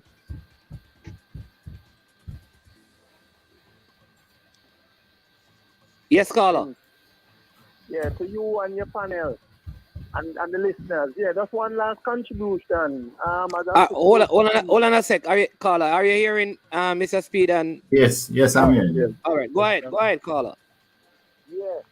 Just saying that, as I say, Coach Speed on the program, I can confess because I've been around a lot of coaches and I've worked with a lot of coaches. But I tell you the truth, Coach Speed is one of the best coaches I know in the country as it relates to youth. I mean, coaching youth, I'm not just talking about coaching in general. I mean, when you talk about preparing youth and managing youth and getting the best out of youth, trust me. I mean, I think he does the best work with you as far as the coaches that have been around, Yeah, man. And the record is there to show. Carla. Most of his success is at the youth level, the U15, U17, U20. Now he's matriculating into the Premier League. He's actually the defending champion for the Premier League. And I'm trying to tell Manningspan that be careful how you try to win the league at week number 4. Mr. Speed understands how to win a league. However, he's not understanding how to win the Premier League. So don't write him off so quick. Trust me. Week number 7, you will see the difference in Mr. Speed approach. Trust me. Go ahead. Cavalier is creating the most. The Cavalier is creating the most goal scoring opportunity in the Empire Premier League right now. You know, they're just not converted. Yeah, go Yeah. ahead. Go ahead, Carlo. Yeah. But Sir Maninzo, what I'm saying to you, I'm not just attributing what I'm saying because they won last season. I mean, winning last season is the result, is the ultimate. But what I'm talking about is what I've observed. I mean, hands-on around the program. I mean, watching him dealing with the youth. So even coaching at the Premier League level, coaching older players and coaching youth in the Premier League is two different things, right? And I'm saying that he has done far better in managing youth and coaching youth and getting the best out of youth that I've seen. Yeah, man.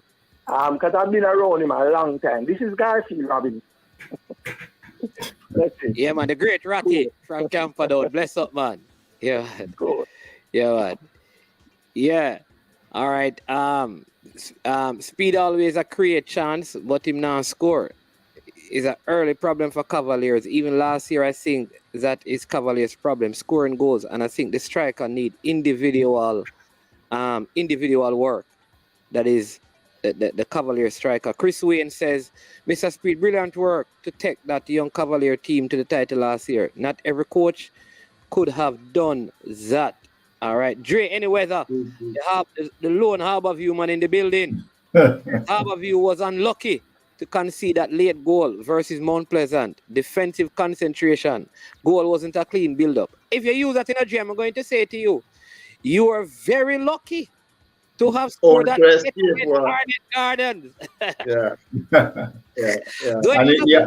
He also scored a late one. This is why we play the game. Scored a late one to against Tivoli, that late free kick. Yes, the late free kick against.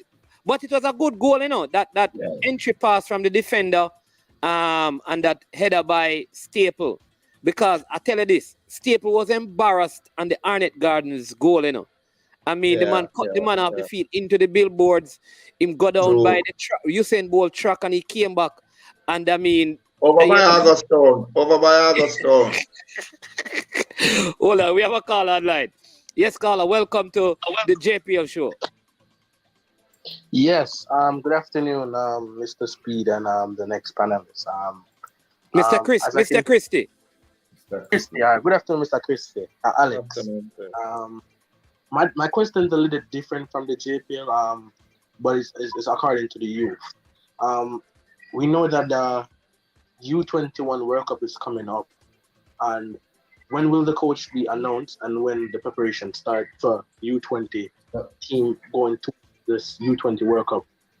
That's my question to Mr. Speed. I know that you deal with youth and you're the technical director for the JFF, so I'm not the technical director for the JFF. And there's no such thing as U21. There's no such thing as under 21. And I'm not the technical director for the JFF. Mr. Wendell Dunzel is the technical director. I am the chairman of the technical committee. But I'll answer. The coach has been identified. It is Marcel Gill, the coach of Waterhouse. And he's in the process of putting together his team. We have gone so far as to use the coaches of the Premier League to give us an idea of who is the best born 2003. All the players born 2003 and after. So we have that list, which the Premier League coaches will have picked those players from right across Jamaica. So we have the list of those. But there's a lot of quality players that were in the school leagues. We're going through those now. And but some of those players in the school league is not eligible because they are 2002s, right? So we have to be careful about just calling them. So I have to ask another question. Is there any overseas players coming in for the U20?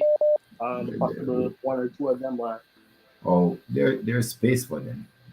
So it just depends on who's willing to come and do the trials. Just to say up front, we can't pay for them to. We don't have we can't pay for people to come here, their airfare to do the trials. So They'll have to pay their way come here. People who are in professional clubs will have an easier task because they could show us videos and show us what they are doing, and we could make our selections from that. But the people that in Jamaica we call it no name, you have to Yeah. come check it and make a look out the rules. All Okay. right. Yeah, man. All right. Thanks Thank for your you. contribution, Thank Alex, and your support for the channel. Thank you very much, Mr. Speed. Yeah, man. No, And big up everybody. All right then. All right. My team Portmore United weak. Only Demar Rose, Myers, and Shea Simmons play a good ball. Rose and Maestro. Yeah, Portmore just look. I don't know. Like, they don't look. What is going on at Port? Any you know no, what? no. Portmore is rebuilding. I mean, so I mean, this is the best opportunity for them to rebuild at this stage because they lost last year with a fairly older bunch. Mr. Christie took away a couple of their players over by the unrolling. And I think that is the reason why Portmore decided to rebuild. So that is why you have so much young players. I think they feel a 16-year-old against us and a 17-year-old that used to play for Georges. So they're in rebuilding mode. It's evident. They just have a few senior players around the youngsters, and that's what that's what the league needs to. We need rebuild.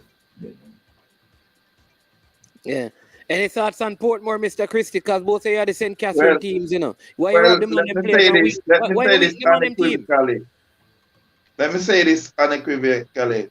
Do not discount the value of the system that is over by Portmore. And in addition to that, they acquired the services of Mr. Teacher I. So trust me, if you watch Portmore from week 1 to week 4, they have been constantly improving. And some of the fixtures are unfortunate for them at this time, the results of the fixtures. But if you watch, they are constantly improving with a team that is in rebuilding mode. They are doing most of the right things, and I can tell you by week 7 they should be. Most of these players are playing the Premier League for the first time, so by week 7 they should be getting a feel of what it requires to play, and they have a good system over there, so they will be okay. Portmore definitely will be okay. Trust me on that. All right. Drainy Weather, the above you man Don't be says. too quick to write them off. Yeah, either. Drainy Weather, the above you man says he's not optimistic about winning the league because I don't have much confidence in my striker. He says Scott needs to step up. All right, and then Unseen Sports says that. But Scott was the person who saved above you 1 year from relegation. I loaned Scott to them, and he has never returned. Don't diss Scott in a J. Don't diss him. You forget to the youth do already. Yeah, and then Unseen Sports said, "Man, you know Mount Pleasant a bamboo fire, right?" You know what? Unseen trying to say that the man them going to die out soon. Careful, you know. Let me say this. Man, you go around Mount Pleasant in the Unseen Sport. No, let me say this about Mount Pleasant. No, Mount Pleasant is. I've been watching Mount Pleasant. It's a different type of approach they are taking this season. I don't know what Mr. Speed is talking about when Mount Pleasant, in my opinion, is the most stacked team. The only difference between Mount Pleasant and Waterhouse, most of Waterhouse players has been playing together, so the chemistry is a little bit better. But trust me, where Purcell is concerned, their acquisition this year, they are far stronger than last year. And it's not by mistake that they are on top of the table this time around. And what I'm seeing from them, they have more depth now. So they could be more this year. They could be making some serious nights. Yeah, I think the addition that they made, because this guy called Sigri, I think he has looked very good, even if he's not the best left back out there. But this season, last year Sigri was our next best player last year. You know, a lot of people don't know that. Exactly, and he has started out this season playing left back at Mount Pleasant, which has moved Slay McCullough up into midfield. Yeah. What I'm seeing at Mount Pleasant is stuck in the field with ball handlers, and that is that means they go. Mount Pleasant have 8 different goal scorers this season after 4 rounds. 8 different. The only team with that with that record. They have the most. They are number 1 in the league as it relates to different type of players. So what that is saying to you, when this is the chemistry improve, Mount Pleasant will be able to hit you from all different angles, even at the left back position that Sigri. that Sigri plays. So I think they are a much improved team from last season. And they have also Ricardo Morris. Yes. Yeah, he's He has also on it. picked up a knock, but guess what? Everybody know what Ricardo Morris brings, and he might very well be their X factor when the championship rounds come around. And I see So some good. Go that call unseen sports, maybe you need to take a second look at Mount Pleasant. I don't know why Unseen Sports seem to have a problem with Mount Pleasant, you know. Only Cavaliers him think good, you know. Well, they are the defending champion. Well, Mount Pleasant did spend $1 billion, $1 billion since they come to Jamaica. So I suppose he's expecting Paul Longo spent 200 million. So I mean, how much Cavaliers spend? like 20 million in that period. But some good goals have been scored. I think Cephas' goal was a good goal. We can just go back and look at some of the goals. I think Cephas' goal was a good goal. Staple goal was a very good, like I said, the entry pass, the header was very good. I think the Cavaliers' goal, the build-up play, I think what people saw was the dribble by King. But before that, Cavaliers possessed the ball for around 16 passes before it got to that point. 18, right. And I think a lot of people start checking the goal from the dribble without remembering how they shifted. We were moving the pieces out of place. Out of position. There you go. They didn't realize that when they came from one side and brought the ball over, it shifted up how the defensive structure of and can't Mount Pleasant line out of place. Defense line out of place. So That's what I'm talking about. If you listen to the play before that, they had a build-up play, and the goalkeeper got the ball, Taylor, and Taylor was saying to one of his players, you have to help out on the double team, which is what happened on the goal, because when King went down there, Busy was close, but it was a and that is why when Andre Price spoke, he said that he should have been nobody countered the player in midfield, but his entire midfield was on the other side, you know. By this time, you know, because of all the passes. So when the ball went down that channel, the entire defense had shift, and Cavaliers had a double team over there. And I think sometimes people see the end and don't see the moving parts leading up to the goal. You know, so that was a good goal. I think a good team goal. A good team goal. Yeah, man. And I think the header that your Bygrave scored early. That was a thumping header. Yeah, very good. I think he has scored 2 headers so far. 2 very good headers. Very good forward from last season. I watched him. Then the goal by Mount Pleasant, the one by Green, where he. Which one of them? Because Mount Pleasant scored a whole lot of goals, you know. Yeah, I'm talking the one that Green went down to the corner flag, flicked up the ball. Sigri came. He get that. This is the first goal that even had that he used to Mobile Art. Yeah. The coach was clapping. The Mobile coach, even he actually turned his back and was clapping, you know. Mr. Ricky Hill actually turned his back and was clapping at that goal because that was a feature for goal. Yeah, and then the other goal that was good was the one where Alwyn Harvey went down and played it back for the tap-in. But that, again, was a big build-up play that I think sometimes people miss because... That was just trend. That was just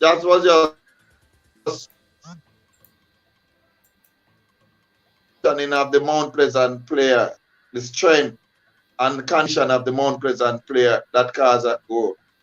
Yeah. From Alwyn Harvey. That was just superior conditioning. that goal. That Well, Mount Pleasant, Leon Price and the top. yeah, Mount Pleasant is a well-oiled machine. I'm sure they True. do all of the right things as a True. professional team. They pay on Yeah. time. They have their resources in place. They travel luxurious, come up. And Pay the, always overnight before the game, yeah, get they up, pay get the their most must money. do, get They pay the most, their right? They have the most qualified coach in Jamaica. He has a pro license. They yes. pay the biggest salaries. There's Yes. really no reason for them not to win, right? So for you to beat the Mount Pleasant team, you definitely have to. There's four pillars of the game. You definitely have to be better at other pillars. So coaching and management is one, facility is one, resources. They are way ahead of everybody in those. So what is it you have to use to counter them? So clubs have to figure out a way how to defeat this juggernaut, this giant of a club by other means. And once you can find what those are, then you'll be able to take them down. But it's not gonna be easy. Waterhouse has been into three finals straight. They have improved their team. They have added Devroy Gray, who is the perfect Yeah, he was at substitute. Tivoli Gardens last season. Yes, he's the perfect substitute. He works until the referee blows his whistle when he comes on. He's a striker. So they have gone for Foster, who if they thought there was a weakness last year, it would have been the goalkeeper. They have shored up that. They have gone for Keith Simpson, gone for winger and Benbow. I think they have the team that now, as I say, one of the pillars is that you have to have the best players. I believe that they have the best players in the right position. They have reserved a player like Cracker was to sit on the bench because somebody's playing left back. Just give you Yeah. an idea of how strong they are and how When, resolute they when, are. when when you see Kimani Campbell, Waterhouse is one of the only team that you see the substitution coming on the field. It's actually an upgrade from who is actually on the field. Yeah. So, I mean, It's a serious. Bradford is Kimani Campbell is supposed to be the most technically sound left left back. back in the entire country. However, he's not able to start in Waterhouse.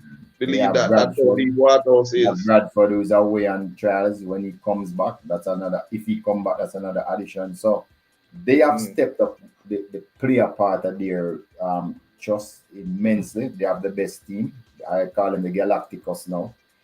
And Mount Pleasant has that other thing with the resources and the organization. Don't be all in, as I said before, they have stacked up their thing. It's not gonna be easy for anybody to win this league. Neither Waterhouse or Mount Pleasant or Dunboyne or Cavalry. It's gonna be difficult. But at the end of the day, you know what I really believe why the standards improve management and Mr. Christie is the coaching. Nothing else but the coaching. And you have to give True, it JF true, some true. some props for that. In the past season, we got people from CONCACAF and FIFA to come here and speak to the coaches about the league.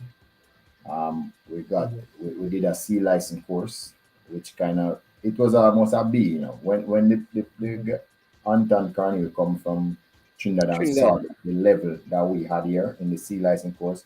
Him say it's not a C, it's a C plus. Him say we're knocking on B based on how the coaches react. You had people like Bigger Thompson there, Lenny Hyde, you had Ludlow Bernard, you had Ambrose from Mobile United. United and David Layla from Cavalry. You have a whole heap of people in this course who were the top class coaches who had an advanced level to what they did the C license and they learn a lot. They told you that, boy, what they learned in the C license course was like chalk to cheese to what they knew before when they just started the course. And if those coaches could tell you that, it gives you an idea of how more skillful they will be in preparing the teams going forward. Now we have C license more coming up and we have a B license coming up this year. And we have some coaches going to do the A license. So I'm sure no management, Paul Christie, once that transition takes place with the quality of the coach coming up, you're going to see the game improve some more. Because And it has been improving already, though. it is improving already, but you're going to see it improve some more because if the quality of the coach come up, then the players going to eventually join. And and a lot of coaches know that them can't be curious again too because we have pro license coach in the league. I mean, Donovan Duke has an A license. People probably don't know that. I'm sure he'll have a A license, Wally as a pro license. So once the quality rise there all around, you're going to see the game improve a lot. Yeah. I see. Let me just say this one, Paul. You need to use youths, too much old players at your club. You need to think about selling players and making a profit for the club. And he's basically saying you can't sell old players. I totally agree with you. And as I said before, yesterday, we had debut a 17-year-old at the right back position, and we are Which high trying school to did he play integrate. for? Which one of the school did he play for in the Manning or the Doncaster Cup? It's his first time playing any football at any level. He's from the community, and Coach Aral took him in, and he has been responding very well to the teachings, and he thought that he could have given him an opportunity yesterday, and he did very well, and he's actually looking forward to working with him. We are aware that we have an aging team, and at this time we are doing the transition to get to youth, but it can be wholesale. We are gradually transitioning it, and we are seeing the benefits, and we are seeing a lot of the younger players are taking up the challenges. Last season we have maybe like 5 or even maybe 6 at times over 30 players in our team. This season we have 2, which include the goalkeeper from last season, and we are trying to reduce same way, and it's gonna take a little bit of time.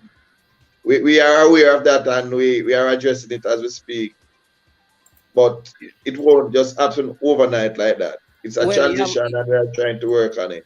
There's a window coming up in March. I mean, one of my disappointment so far, and I hope in March I'll probably see some more, is that I don't see a lot of. I think I've seen probably Cavaliers have integrated most of the Manning Cup players in their team of all the clubs. I think Harborview brought in Tyreek Zemeniz, who was there from last season. They brought him in. I think Tivoli Gardens brought in 2 of the players who I think they brought in probably a player from Stats and Cup who played for Tivoli. Portmore brought in Jaheim Rose. Jaheim Rose. Right. And a couple others. But and a couple from George's. I think they brought a couple from George. Yeah, but I don't see a lot of the money like I don't see a lot of the KC players, a lot of the JC players. I think you brought on what his name, Philando Wing. But we started Rochester. He's a from George's. Yeah, from George's. And McCleary, Jerome McCleary.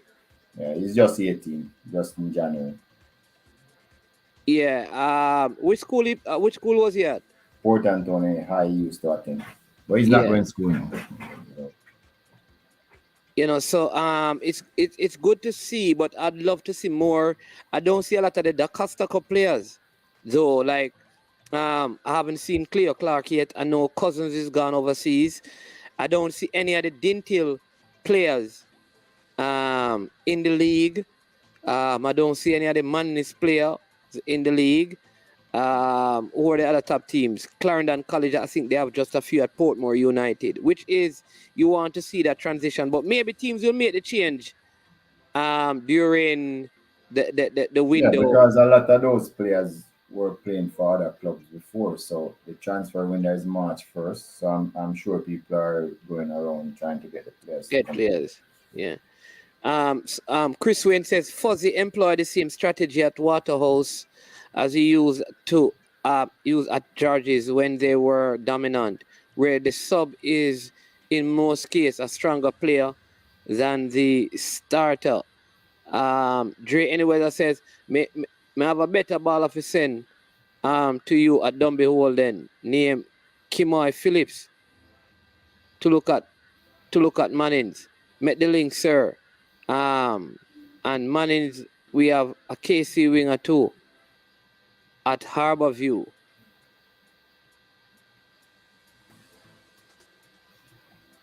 All right, so Dre, I think what Dre is saying that he has a baller for Dumby Holden called Kimoy Phillips. From where, Dre? Oh, Dre, oh, you giving? Oh, yeah, Harbour View. Dumby Holden baller. Yeah.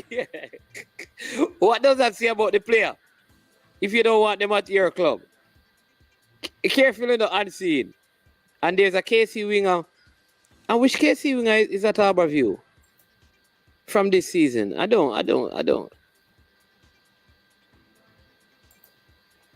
Unseen says Mr. Speed have some nice talent up at Oberlin, you know. Oberlin. I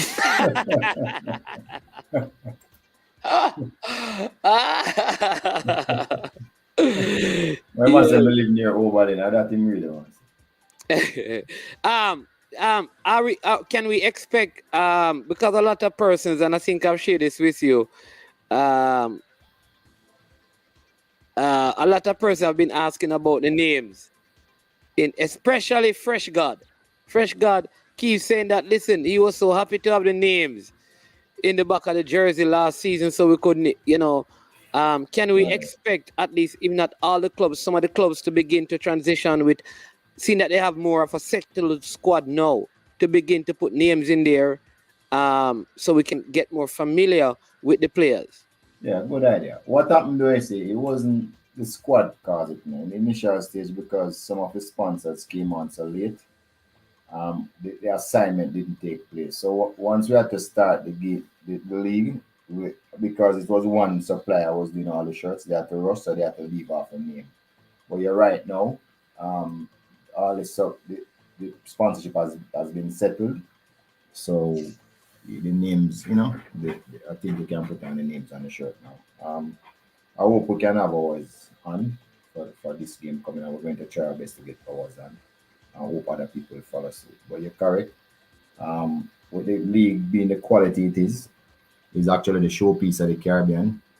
Yeah, we should get the names on the shirt.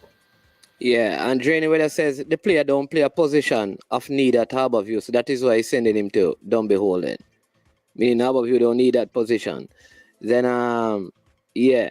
You know what I want to ask you as well, Mr. Speed? I mean, you guys also just got 10 million sponsorship. How good is that for the league? Well, look here. We really don't want the handout, to be honest. What we really want is for us to have spectators so we can make our own money and entertain the fans. So we saw the government give permission for spectators to go to in the stadium 10,000. Really, if we could just even get 2,000 per game or 3,000, we'd be very happy. So that's really what we want. Of course, we get some money, but giving a club 100,000 per month, I mean, come on, that is not even one good player's salary. So we're glad to get it because it goes to our youth. But right now, what we want the government to do is to step up and approve us to have spectators, because as you know, football is one of the things that most people want to watch, and it's not a joke. We see what happened to the JFF without spectators. I mean, the play is not as good as enterprising. Nobody is watching. The JFF lost a lot of money. Probably gonna struggle to pay their bills because of that. And the government should just step up. They have allowed resourcing. They have allowed a lot of other stuff to take place. They have now 2 days after we play in the stadium, empty stadium, they allowed 10,000 persons to go watch Gibson Relay. Government, you're really joking. You need to step up and release the Premier League, make sure that they can have the spectators. Even if you say it's 3,000 per game. I mean, government, come on. I mean, you mean when I say 3,000 per game, you mean in per match day seat? Yeah, per match day. If they said 3,000 per match day, we're good. I mean, we could live with that. But I mean, give us the 100,000. Listen, what would be the minimum? What would be the minimum on a match day for it to be financially viable? When we did our thing, if we got 2,000, we'd be happy. each day. I mean, so no, that's the reason why we are where we are, the home of football at the Captain Bird Entertainment Center, because we can't afford to go anywhere else. That is why we're not able to carry football to the masses and to all the people in the country. There is just Okay. no reason for the government not to say vaccinated persons you can go and watch us. Let me tell you why. So if 2,000 vaccinated fans were allowed, it would help the clubs. Tremendously, tremendous help for us to pay the players properly, for us to be able to fund our operation in the right way. I just don't see the reason why, why, why, you know, the government is holding back against that. I mean, So now that, because the next question I'd ask you, Mr. Speed, since the government recently made a decision to allow fans at the Gibson Relay, which I don't have a problem with because, but they should do that. long time ago, yes. All right. So have you now reapplied for them to allow fans at the games We asked for funds from last season at the semi-final stage, and from time to time the government would allow people to have party like Dream Weekend and all of those things after we asked, and they would approve those, but they just never approve football for some reason. And this is just ridiculous because there's a machinery already in place that the JFF use, a registration system which get probably 5,000 people did register, 4,000 odd people came to the game. So even if we had those funds alone to choose from, we'd be very happy. We need funds. It's a joke thing. Government, you need to look into yourself and realize what you're doing is just foolishness. All right. So Jeremy and me is asking if there'll be funds, which is what we're discussing. Then he says, I wonder if the PFJL are look into having a kit sponsor for the league. I think that is meaning like all the teams would have like either one of the major brands like Adidas, Nike, Joma. All the teams playing in one brand now. Oh, okay. Yes. So okay, but it is a kit sponsor, but it's not a major. No, it's not that. We get a discount, but it's not that. Look here. I mean, this is the mistake I will keep on making. We at Cavalier trying to get a kit sponsor for ourselves. The JPL don't own the kit at the clubs. I mean, so you're trying to get them to do something that they don't want. So if one person resists and say, "You're not getting any kit sponsor from it," that deal gone down the drain. So it's not a good thing. Each club is responsible for their own kit. So each club, just like the top clubs that you watch on the TV, they all have their different kit sponsors. So we don't want to be hugging up things that the clubs is supposed to be doing. So no, we're not interested in that. We prefer the clubs have their own kit sponsor. Okay, I see Dre. Anyways, I hear is saying it's difficult because manpower would have to be paid for extra security at these community games unless they would be played at limited venues, which is what Mr. Speed is saying. What he's saying is that I think this is what he's saying. You can explain that if fans were allowed, then they could play games, for example, at Stadium East, at like Sabina Park, just as an example, at Mount Pleasant, because even to rent those venues by collecting at the gate, they would have enough revenue to cover some of those expenses. So you can further explain if that is what you are suggesting when you say the reason why you're using Captain Horace Burrell is because there's no spectators and it is the cheapest venue to use with the best view, ambience and look, and because it's a television product right now, so we'll not be going into those community.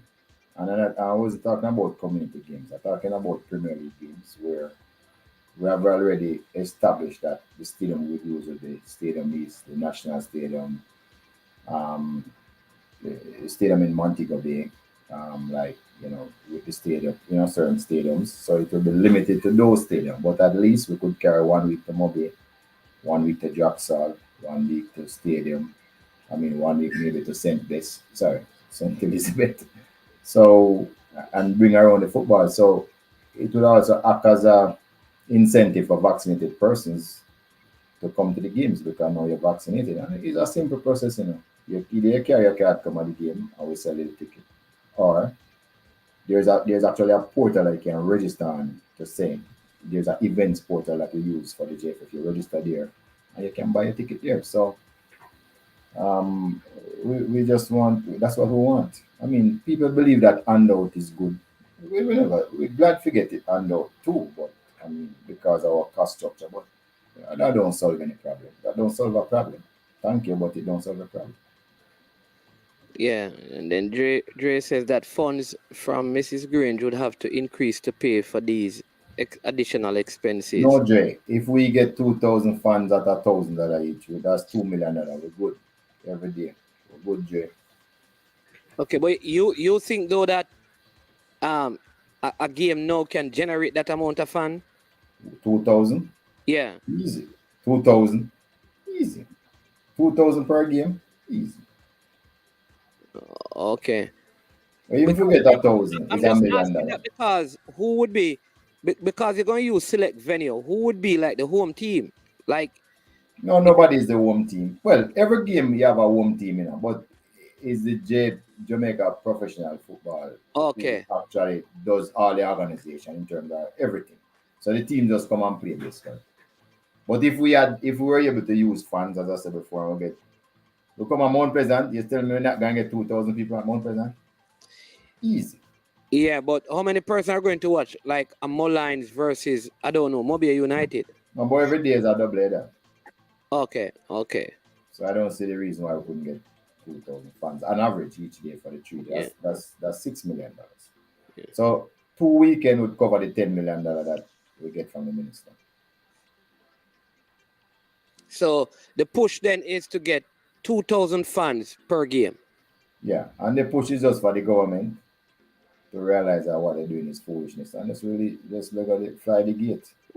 Well, should we call it foolishness or say that, man, it's not in the best interest of football? Because when people hear foolishness, they feel that they're being disrespected. Maybe we need to say... Not disrespect them, but the truth is, look here, we are in here. We are industry. It's the only professional league in Jamaica. So how can you make everybody else work and tell us that we mustn't satisfy our customers? And everybody else can satisfy their customers.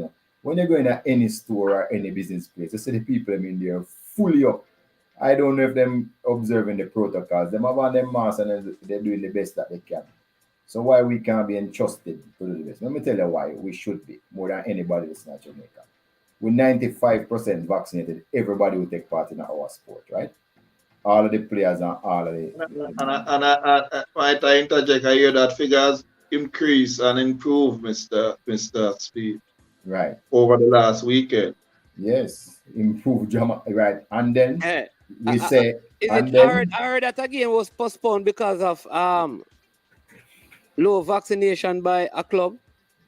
That's possible. But and then all right, and then we're asking for vaccinated persons only. So that is why I'm saying the people in that go to sub Caymanas Park, and I'm not knocking them. And the people that in the half track betting shop them.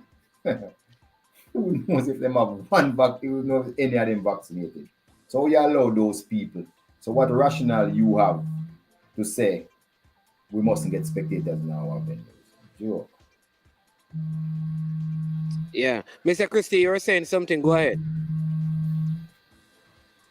I was saying vaccination rate for the Jamaica Premier League is it has moved from 95 to I hear it's about 98.7 now. Okay, because we're just talking about, Mr. Speed is saying that the clubs don't really need handout. What they need is that the government allows spectators into the games. That will help the clubs to generate income. You understand me? And sell merchandise to fans. I mean, what are your thoughts on that? I mean, you get 10 million, but how long will that last when it stretch out across all 12 clubs? And that is not sustainable. So, like any other business, we have our model and we are trying to activate and implement. However, we are having drawbacks that we have no control over. So we as a group, we would have planned. Now we are in the implementation and execution stage. However, we are having drawback, and it's from the government. And think we can allow good sense to prevail. Watch, look at best practice from a global standpoint. Ensure that we are not operating in a vacuum, and we should be okay. And at that point, we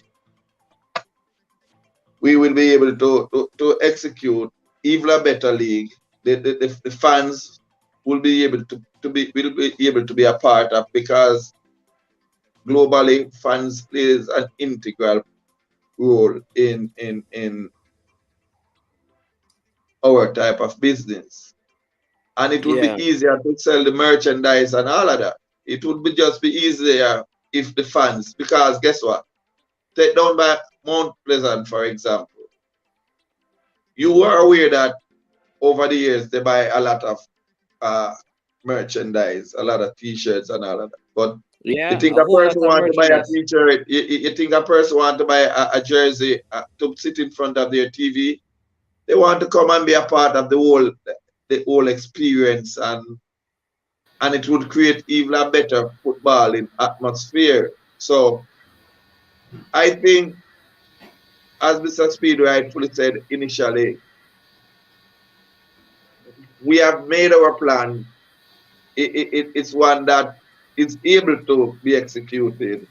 We just need the opportunity to execute it. And we will be seeing a lot of, I know the fan loving, the football loving people of Jamaica will come out and support. And it will be even improve our merchandising, because football is an energy type of sport, you know. Right. So if we are the people that 99% vaccinated, the government should be holding us up and say, look at these people, 99% vaccinated in the country, and support us. We are the person, the country is about 22% compliant. We are 99% as an organization. And the government is there. They should be holding us up as an example and say, look at these people. That is why I allow them to have spectators, because they are the And most using us compliant and I think person in the world. let me interject, Mr. Speed. I think the government, or the leadership of the government of Jamaica, is missing an opportunity to point out to Jamaica, this is an ordinary Jamaican that you are here. The vaccination campaign, here's an industry that is above 98% fully vaccinated, and this is the way going forward. And they could actually use us as brand ambassador to get more people to be vaccinated. People will get vaccinated to know that they have a purpose, when they, just even from a purpose standpoint. I get vaccinated, I want to go watch the game. Listen, I know I can't go watch the game unless I'm vaccinated. Listen, I'm going down by the clinic or down by the health center tomorrow morning to get my vaccination. Yes, and the government should be saying, you know. Mr. Boris Johnson, how you doing, my brother? Big up yourself, Boris Johnson. Yeah, man. Real professional, real legend. Go ahead, Mr. Speed. You're making a point. I was saying that just to go again, the government should be saying, look here, anything professional football want, I'm going to give it to them, basically, because they are the most compliant set of person in Jamaica, probably in the world, to be honest, based on what we have done so far. In a country like Jamaica, that our rate is like 22% or 23%, and people don't want to take the vaccination.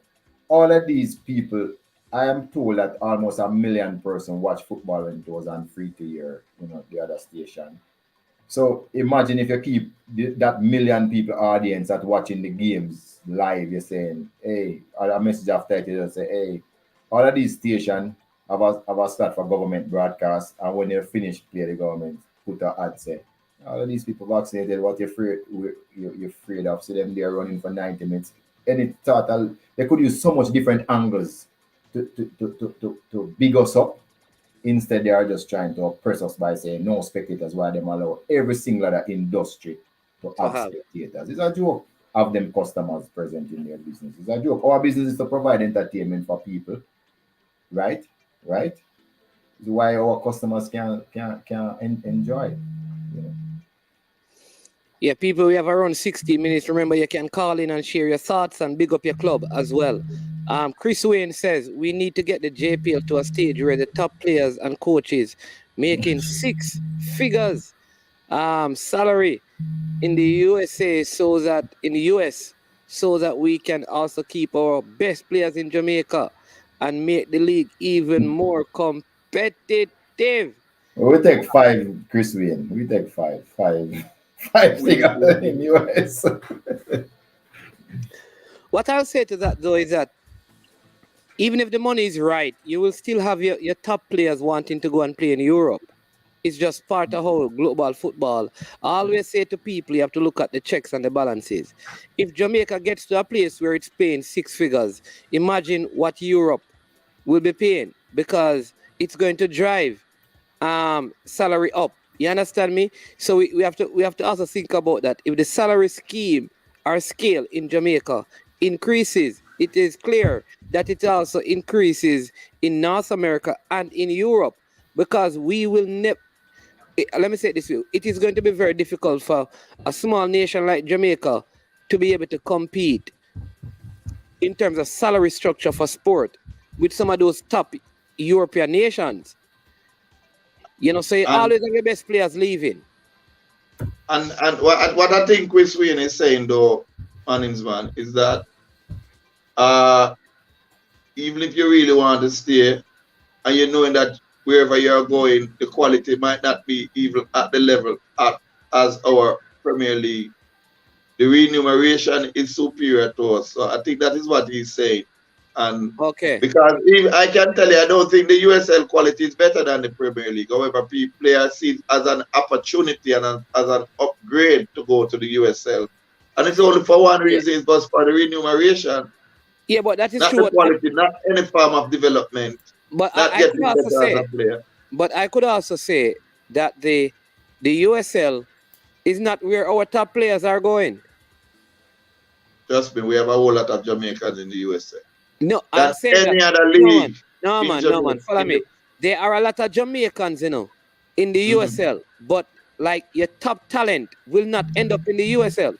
Yeah, but your top talent won't stay in the Premier League either. But I'm saying, I'm speaking the average player that are transferring from Jamaica to abroad and going to a USL. It's not actually an upgrade. It's just for financial reasons and to take care of their family, because they are not able to do that with the salaries that they are getting effectively in the low. So I understand what Mr. Chris is saying. Yeah. That makes sense. You understand me? You're saying that your average player, if he were being compensated properly, he would stay in Jamaica. Would turn a blind eye to the USL and wait on his opportunity in Europe or the MLS. Trust me on that one. No, not the MLS.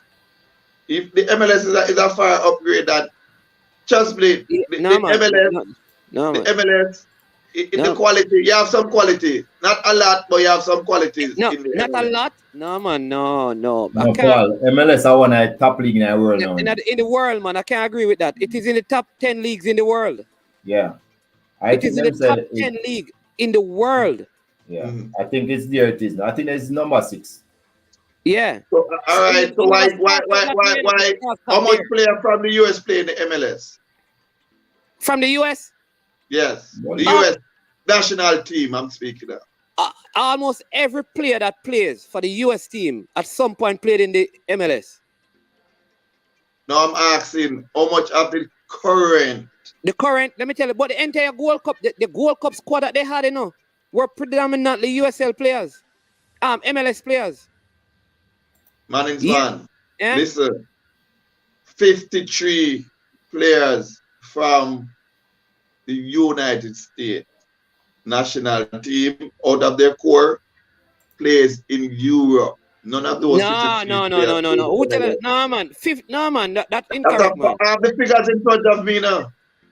No, man. 53 out of the squad. All right. So watch this. I'll give it. Who did the USA play last? But I'm sure you say that's not correct. Whatever you're looking at is incorrect.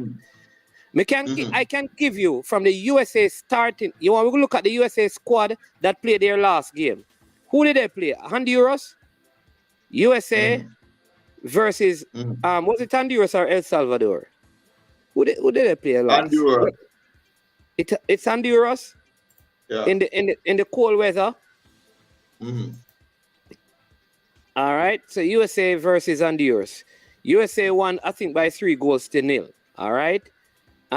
So the lineup, they had Matt Turner, who just moved. Matt Turner, the goalkeeper, plays for just moved to Arsenal because he was in the MLS. Ricardo Pepe, who scored in the Gold Cup, just got transferred. All right. Acosta also plays in it. I think so. Let me get the name. Let me just find out the name. Acosta, he plays in the MLS for Los Angeles. He started in that game. All right. Let me give it because I can give it them. It's right here. Zimmerman plays for Nashville. He was a center back. He plays for Nashville in the MLS. All right. So But I think you're making my point for me doing up, Mannings man. Most players from the US national team, it's not for financial reasons they are going over for into Europe. It's because they know that it's a better quality of football. It's playing. Our players from Jamaica, the point I'm making, our players from Jamaica are going over is not forget to improve or get better. They are going over there for solely financial reasons. It's not for improving the quality of play. no man, we're talking in the MLS. I'm saying to you, no man, what I'm saying to you, I agree with you. I am saying what we should be aiming for is for a bare minimum is the MLS, not the USL, and we have a whole lot of players in the USL. No man, I agree with you. I agree with you that the players, but what I will say to you is that even now, it's hard for players from Jamaica to get into the MLS. It's not easy as it was back in the days because of the amount of international spaces they are allowed and the amount of money it costs. So it's very hard. So if a player from Jamaica, for example, leave from the Premier League and get into MLS and starting in a team, that player is a big player who could also move to Europe because of how difficult it is. No, that's the point I'm making. Well, one of the things with the MLS, they might do it like what England used to do us with our cricketer. But England did us to mash up the West Indies team. So the MLS people not really importing other players from Jamaica, while the USL people will do it and give them a little money and the players will go. So it's not because we don't have MLS quality either. I think it's more of a grand plan more than anything else. But that's it. That's where the cookie comes. Yeah. But I do agree with you that if the financial compensation were better in Jamaica, then a lot of the talent would stay. But you still have people because, listen, if I'm getting, I know that when players move into the top leagues, like in the top tier, the Belgian league, or I'm talking about the top tiers or the top leagues in Europe. Generally, the earning power is going to be better. Like the Jamaican league will never be able to compete with those leagues. Like Mount Pleasant plays well, but Mount Pleasant salary, probably one of the better playing club. You can't compare with even the championship in England. True. Not even now. You're gone too far. You have to go down by D3 or D4 to be competing with the Mount Pleasant salary. This man saying it's a World Cup squad me attack. Brethren, Chris Simmons, I just look at the World Cup qualifying team that played against Honduras. What are you talking about? The game on February 2, the information I just got is from the game against Honduras on February 2, Chris Simmons. So don't tell me to get it together. I have it all together. I have the information right here. All the players who play in the MLS. I think what Chris Smith is saying, their best talent, they are not trying to keep them at the MLS. That's our point. That's the point. I think we have been from the point for a minute now. Their best players, they are trying to ship them into Europe. Hold on. Sorry. Look, Go ahead, Mr. Speed. the truth is, UEFA have the best coaches in the whole wide world. Them have the best Yeah. teams in the whole wide world.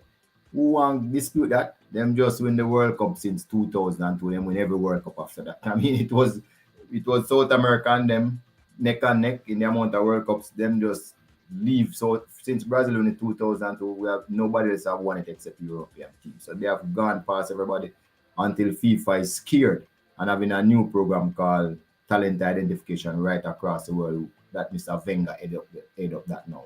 So if you really want to learn to play the game and get scientific, yes, and you can head to Europe, you have to go Europe whether you get money or not because you just believe that's the mecca of That's the football. best mecca, and but Mr. Speed, that's what the point that I'm making. That listen, Yeah. we are rushing for a league that the actual country that owns the league are exporting their players into Europe.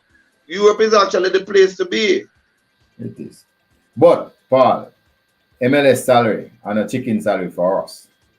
You have people in that MLS are earning 100,000 USD a year. Yeah. Yeah, we have a caller. Right. Hold on, we have a caller online. Go ahead, caller. Yeah, good afternoon. Let me say good afternoon to Sir Speed and Mr. Christie. Sir Johnson. This sound like Barry Johnson the Great. Yes. Yeah, So Barry Johnson. before you start talk, I'll tell everybody that the greatest Premier League game ever played was the one between Waterhouse and Arnett. When Barry Johnson outscored Walter Boyd. Yes, when Barry Johnson outscored Walter Boyd in the National Stadium. That's the greatest Premier League game Yeah, ever. yeah. It's just that game was just a testimony for everybody to see that hard work do beat talent.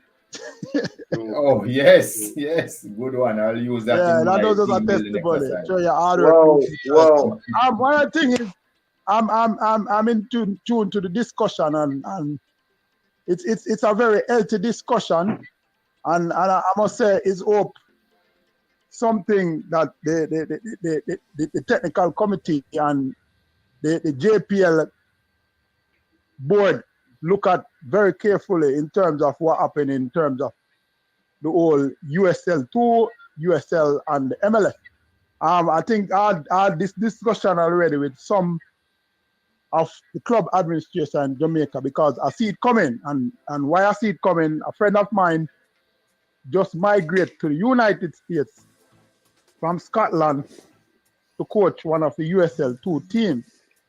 You understand? A few days ago, management have, I think, one or two people on the channel having the discussion about the USL and the pathway and all that stuff. I mean, I think it's something that not only Jamaica, but I think we have to sit because we are being targeted and understand why we are being targeted because I don't know how much factor you guys put in place in terms of understanding what happened in the US in terms of youth development and the age group that is being targeted. First, let's start off with USL2. USL2 is basically, when I played USL2, it was basically for college players in terms of youth player, in terms of a half season in the summer. Now I realize that it's something that is being played that you can sign players in terms of not going to college and likewise with the USL. I think it's something that the whole hierarchies in the football in Jamaica need to sit and look at because I said before, understand what is happening.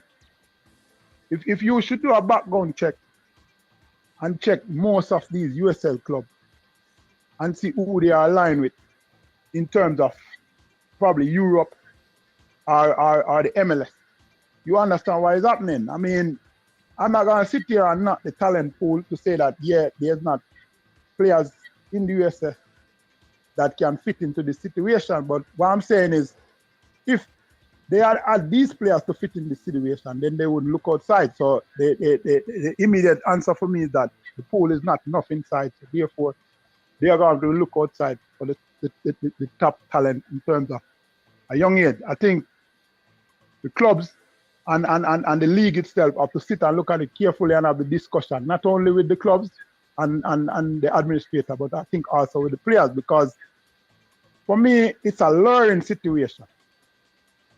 And why I say this, I mean, I remember when I was coaching at Waterhouse, there was a lot of scout that was attracted. And one of the things that I used to say to the scout, it's hard for me to release a player to come on a week trial when the club financially have to be taking care of that player. However, on the second hand, the player is also on a contract. Now, if I'm going to send him on a trials, where it means I'm not having the player for the need of the club. However, we have the player on a salary. We have to be maintaining this player. Long and short, we had already invested in this player. So for us to send him on a trial, it was a lose-lose situation for me. I mean, a lot of players didn't see it eye to eye because they figure more or less they are losing opportunity. But looking at our standpoint from the club, I'm saying based on this USL 1, USL 2, how is it we compensate not the players but the club in terms of these players moving?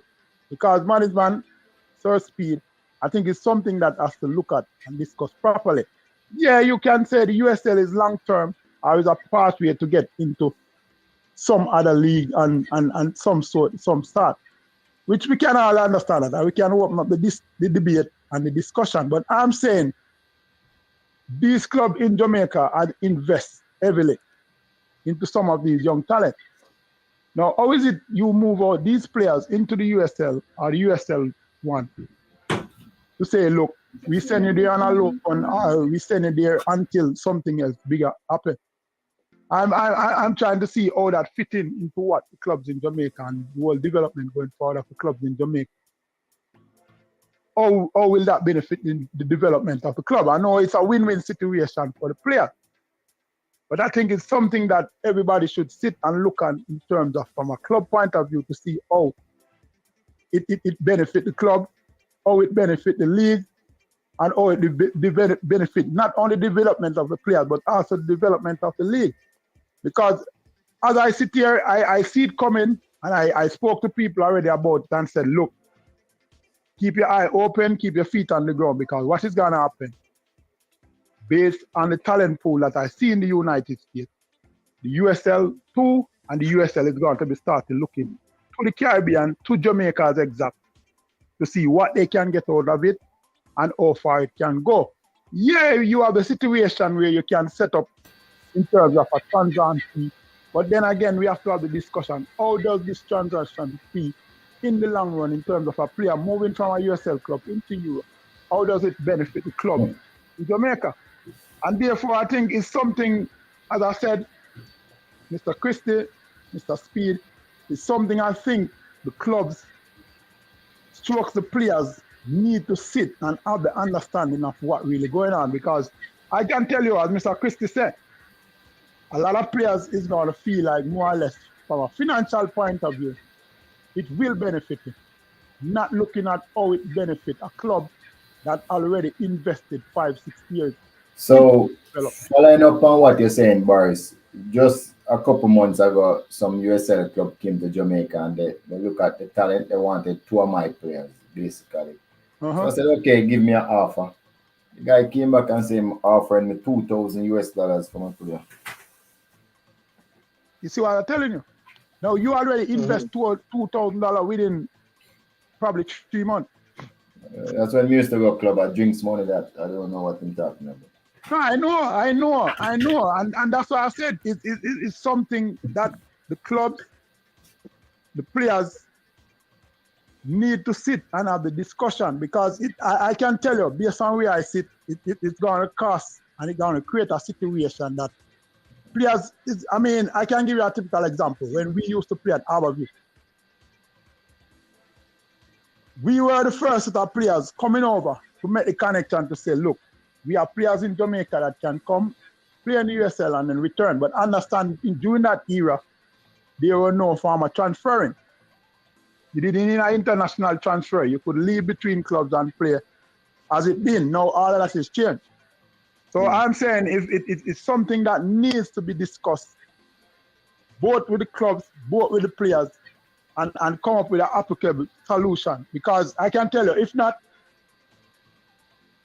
I don't know how much percentage of the players in terms of younger players on a professional contract with most of these clubs. Now, you see what happened. No, They so can Boris, easily be let I'll just out give you some from a information. financial point of view. All I said, Just all give right, some information, Barry, Boris, on that point. All the clubs, all the players are Every professional. They player. are only allowed 5 non-professional players, and you have to be under the age of 19. So if they have a roster of 30, 25, and them will be professional. Yeah. Let me just read a couple of comments. Jason is saying sell-on clauses has to be inserted. Our owners' rights to the players. So even if you're allowing them, you have a sell-on clause 1, and you have the right to the player, so that USL club and you probably do something where they're responsible for any injury the player sustain while at the club and stuff, Just which to is tell what. your management that them But smart. management, So what they do, they sell the Hold player to on, themselves. hold on, Boris. Mr. Speed I'm said going to something. tell you that even when we insert sell-on clauses, the first sale them sell the player to them friend. So the sale on is on a small money, and the next sale is the money sale, and you don't get any more. That's what they do. Okay. All right. Coming to you, Coach Boris. Brain Drain is asking Mr. Speed if you took the offer. Somebody No, said, and then no, Fresh God says, knowing Sir Speed, hell no. All right, no. so National player for $2,000. yeah, and then Aiden, and then I come back to you, Coach Boris. Aiden says, I think if Jamaica could put a good portfolio together and approach Leaching, he could be the answer to Jamaica's football solution, even as his charitable contribution. Yeah. Sir, yeah, continue, Sir Boris. What do you say now? well, what I'm saying, management, yeah, I understand contracted arrangement and I understand the sell-on cost. But I'm saying the sell-on cost is something now these clubs in Jamaica have to sit and wait while the player is representing a USL club or a USL2 club. How does it benefit my club as the development club? I know it will in the long run. You see, understand there's 2 sets of objectives. There's short term and long term. So what do we look at in the portfolio to say, look, we're gonna send the players on a long-term situation, but what is the short-term effect? And this is the reasoning why I said it's something that needs to look at properly and discuss, because understand what is happening. I mean, if a player sit out for 3 years, I think, of the Premier League, then he will automatically become a free agent.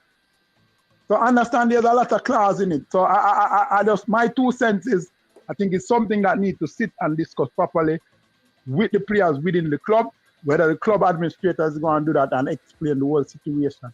Because there's a lot of catching it. There's a lot of catching it. Right now, there's a lot of players that are coming over. And I have my point of view to monitor in terms of what's happening with these players to see what's going on. Right. So, Boris, what is happening, you see? The clubs are too fragmented now, though. They are much more individualistic now than first time. They see themselves as their rivals. So really and truly, they have their own. They deal with their business differently and separately, not as a group. But you have some clubs that are more expertise at these transfer systems and methods and know what to do. So, and that is what it is. But I tell you that most clubs are pretty au fait with the runnings now, and them doing well for themselves. Most clubs now. I mean, they still have some that have to be giving away the players for free because they are just going to the transfer market. But you have some established clubs that know how to play the game. It will be more an agreement where all the clubs decide that they're not going to the players them for free, and then start to make sure so that there's some value on the players from Jamaica. That is more likely what we want. Well, as I say, and I'll just wrap up. I just think it's something that needs to sit and discuss properly. So in the end, it's a win-win for all parties, because I mean, some of the time these players leave and the development is not tracked, and we think there's development taking place when naturally, when you see them back in few years' time, you realize and you wonder. So I just think it just needs to be. I was talking to a USL coach who actually won something in a bars, and him say, "Oh, we had 30% of the ball we won 3 love. We don't mind giving away the ball because we know we're gonna get it back." And I was saying, okay. I wouldn't want my player go anywhere near your team, but for development. But that's how he sees the game in this part of the USL that he plays in. So, and that is why people run away from it because they don't believe there's any development going on in there based on the Yeah. coaches that want to win. But let me say this as well though. But because which is cannot be underscored. I am a footballer, right? I may want to just go to the USL 1 or USL 2 and just make some money and come back Jamaica, come build a house and have a car and my family all right. Me no business. No, what I'm saying, all I'm saying though is that the assumption that we make is that all of these players want to go and play in Europe and play in this league. There are players out there that them just want some money in their pockets so them can floss and endorse. And them will get a $3,000 and you are concerned that why them stuck there? They're not stuck. That's where they want to be. It's not everybody. Ability can pass that either. Yeah, and it's not everybody ambition is as big as we you understand me? We think it ought to be. Some people just think that what? Me used to get $30,000 in Jamaica. Me I get when me calculate this in a Jamaica and 300,000 right here now. Me now give a sure fee and sure. I say a thing in hand, a bird in hand. Or two in the bush. Better than two in the bush, brother. No, so Barry, so what this man is actually saying is right. You see, in a civilized world, you have to give people choices. So that's it. You have to give. I just say management, and I'll wrap up. I just think it's something that need to sit down and discuss properly, so the players have a good understanding of it. Because if not, I can tell you, it's going to create a lot of chaos. All right. Yeah, man. All right. I'll just listen in. Yeah, man. All right. Respect Coach Boris. Yeah, man. All right. Mr. Speed and Mr. Christie, they're saying, how does club determine the valuation of a player here? Very difficult. But because I've done it a couple times, handful of times, I start to have an appreciation of what player value. But the first time I actually sold anyone was the Canadian Premier League who actually said, for money, it was the Canadian Premier League who actually said they're offering these values for the player. So I know kind of an idea of what a player value based on those offerings from Jamaica. The truth be told, Jamaica is ranking the 60th. People just don't give us any ratings, believe that we can produce any quality player from out here based on our ranking. So even the national team not doing good, we're not doing good as a club.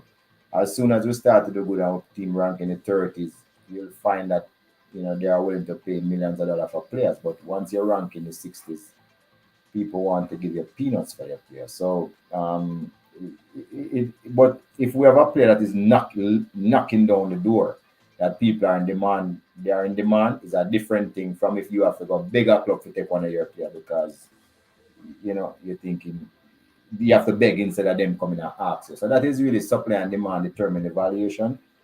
And we don't, unfortunately, have a lot of players in Jamaica that there's a demand for them. Yeah. I think you're ranking because listen, the value of your club, all of those things. I'm gonna give you an example. I had a player, and I have not gotten what I think I should have gotten for players. All right, and what happened is that you sometimes have these players, and the player want to leave, and you don't want to keep him in your club. That changes the player value, Yeah, because now you may think the player have a certain value. The value is going to depreciate because he don't want to play. Him get vexed and he want to leave your club for whatever. That player can't come on the same probably 100,000 for as an example. You probably will just take what you get. Because some players are like that, they will just don't play any ball until it's time for them leave. Or management, if you're in a club like a Cavalier and the players of a certain age, I might just give them out for free too. Because exactly. I think the player may have served the club over the years and they get the opportunity, although the person says it's free. I'll just sign it and say, okay, go. If Karim Paris and Shamar went to the USL, I don't think they would be the players they are today. But both of us club don't really make the money after them. Those two were sent to Europe because we actually had to beg people to take them in Europe. That was the problem. Yeah, probably. But and part of the issue is, here's the thing. I think that a lot of this has to do with also the representation of the player. Yes. Because a lot of players who get exposed in Europe, it's not that they're better than some of the Jamaican players, but they have some very good agents who put together profiles of good games and they have certain connections. And so they go and you build up credibility. For example, if Mr. Speed, if you have 10 players playing in Europe, you have built up, you understand me? You have built up enough value. So when you call a club and say, listen, I have this player, they know that a good player is going to come to their club. That is important too. So player representation is important. If I have a player and I have access to the European market and I said, listen, I have this player, look at him. He played for the national team, look at him and do all of those things. And they see all of these things, watch him in games and stuff. Those things sometimes causes a player to easily move into certain markets. And probably that's something that somebody need to look at in Jamaica. What is the agent representation and how do they work with the club? Like you should have like an agent that you're connected to in Europe who is out there in probably you understand me, marketing some of your top qualities to some of the top clubs. And what we need is honest agents that Well, report for the club. There you go. There is a lot of agents, you know, I mean, a lot of clubs literally hate them because of how them deal with the situations. Because they get their commission off the player's salary or the transfer fee. But when they come to the club and promise all the things, then the club is just left empty-handed with nothing. And even in some cases, the agent, you know, you are being asked to sign a purchase agreement. Basically, sign over the player. For free, that says you don't even go and want to take the training compensation. You have forego the training compensation. All those type of contracts are being branded about to give local clubs, you know, for them to sign. So you end up don't get that, you don't get solidarity, you don't get no transfer fee. They sell the player the first deal to their friends for a little bit and nothing. So you get even if you get 25% as small is a small amount, then all of a sudden after that the player value 2 million or 9 million and the local club in Jamaica don't get anything at all. I mean, it's a scam. But the agent continue to get a transfer fee, get a percentage of every transfer fee, plus a percentage of the player salary right throughout his life, and the club don't get anything. So clubs have to wise up and understand that they must be diligent with their contracts and make sure that nobody not leave them out of the end. Hey, let me say this, all right. Peso, you need to call in, you know. Let me challenge you upon the one here. You say, Speedy, you have me baller from a community and from a club Reno, not giving him no game, Tavar Thompson, and then him at I Am Sure Sport. Let me say this, Peso. Mr. Speed can answer. I keep telling you guys, it's when you have the ball of them and they move, don't make them feel like, say, them a sure starter and them a big player and them for a start. Una mash up the youth, them when you make them feel the way there. The club play 4 games and the man play in 2 out of the 4. 50% of the games in playing, you know. And a team that won the league last season who has not lost any member of their offensive line from last season. And you have a player who plays 50% of the game in a new season. And you say the player now get no game, Travis Peso, Mr. Speed, you answer him because that's my response. Yo, Peso, I'll never tell you, you see when Tavar come to Cavalier have everything we want, right? I give the ball a chance to play in our system in time will come. No fun, we have to understand, so when him coming about, and I like in his community, you rightfully say he's a community baller, when he would be the best in his community. When he come to Cavalier, we have the best from all communities. So you see what the difference now. So there is no sure game for him here because he must come and work hard just to catch up. You understand? You have people in my team like a Webster who is 20, Tavar is 1 year younger. But Webster played 4 years Premier League. I mean, doing that since I played in 3rd year. So I work overtime just to catch up with those players. Thompson played for 4 years now, or 3. Who? Thomas. Yeah, I played in 3rd year. So yeah. Peso, come on. You have to work overtime to catch up with them Monday. Call in Peso and defend your cause. Yeah. So call in a defender call. Call in a defender call. I hope Somebody they not tell you no for them because stupidness they make it fly up in the head. yeah, feel like say, this is what I'm gonna tell you people. This is what messes up a lot of the footballers. Not to mention them and they are champion. Yeah. Yes, Sometimes you say them, and I have been guilty of it. Where you say, oh, you mean, yo, you're a big baller. You think you'd have missed at the goal there? Yo, how you mean? You fear start, you're a big baller. You're a big baller. You think you'd have missed at the goal there? Yeah. Peso, look at the game that he has come on. And this is a baller that may have whole heap of hopes on, because you know, say, me even try to make sure him get in our club. Even in the games that he come on, he made bad passes. Speak of the Peso. Here he comes. Welcome to the show. Go on, big man. Yeah, yeah, man. Talk to me. Mr. Speed. Talk to Mr. Speed. Talk to Mr. Speed. I don't like say, me no say like a couple of the games, because through me there work, I like my games, the game in the on the bench. I never expect, me not gonna say him will start readily. I never say Thomas and see him move with the website. The website is the arena to him. I played Premier League 4 years ago. Before, about 2 arena and 2 as a Cavaliers. I think Webster. Yeah. So like say, me never expect him to play. I just told me say, as me glance one game and I never see him. I never see him. And I start. I never see him start. So Sweet is still rightfully in can't start with him because the man have more experience at that level, more than him still. So he have to work hard to get himself in the team, which is right. Okay. He have to work hard to get himself in a squad. Caribbean squad too huge. No, remember Peso that they have lost known player from the team that won the Premier League last season. At that you have, attacking part. Attacking part. Because the last 2 defenders, man. Yeah, well, Myers and yeah. Simpson, who never even played in the final. He never the bench, right. man. So when I say when you look at when you look at that, now you bring in a new player who, remember, don't come in as like a player in the league, you know. Like maybe if you were a player who was scoring a lot of goals in the Premier League and coming, it would be easier. This is a player who was coming out of high school, coming into a team. And he wasn't playing for years. I was sitting down at Westmoreland not playing. And he wasn't playing because that's really never play.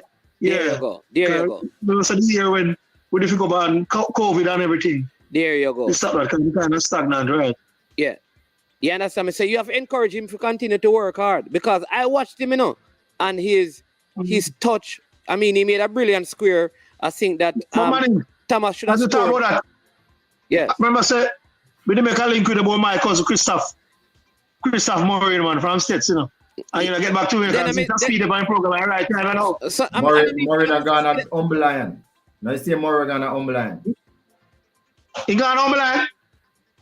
The one Murray play for Humble Lion against one 20-year-old? No, man. No, Mr. Speed. A different Murray, man. My cousin, man. Christoph. Used to play for States. Come in the link manins. Come in link me. Kind of go Portmore and go on. So, and him tell me, come here. Tell him, say, I'm going my Bobby. He said, no, he said, I want to go Cavaliers. So, I'm link manins for a win, but I'm about 19.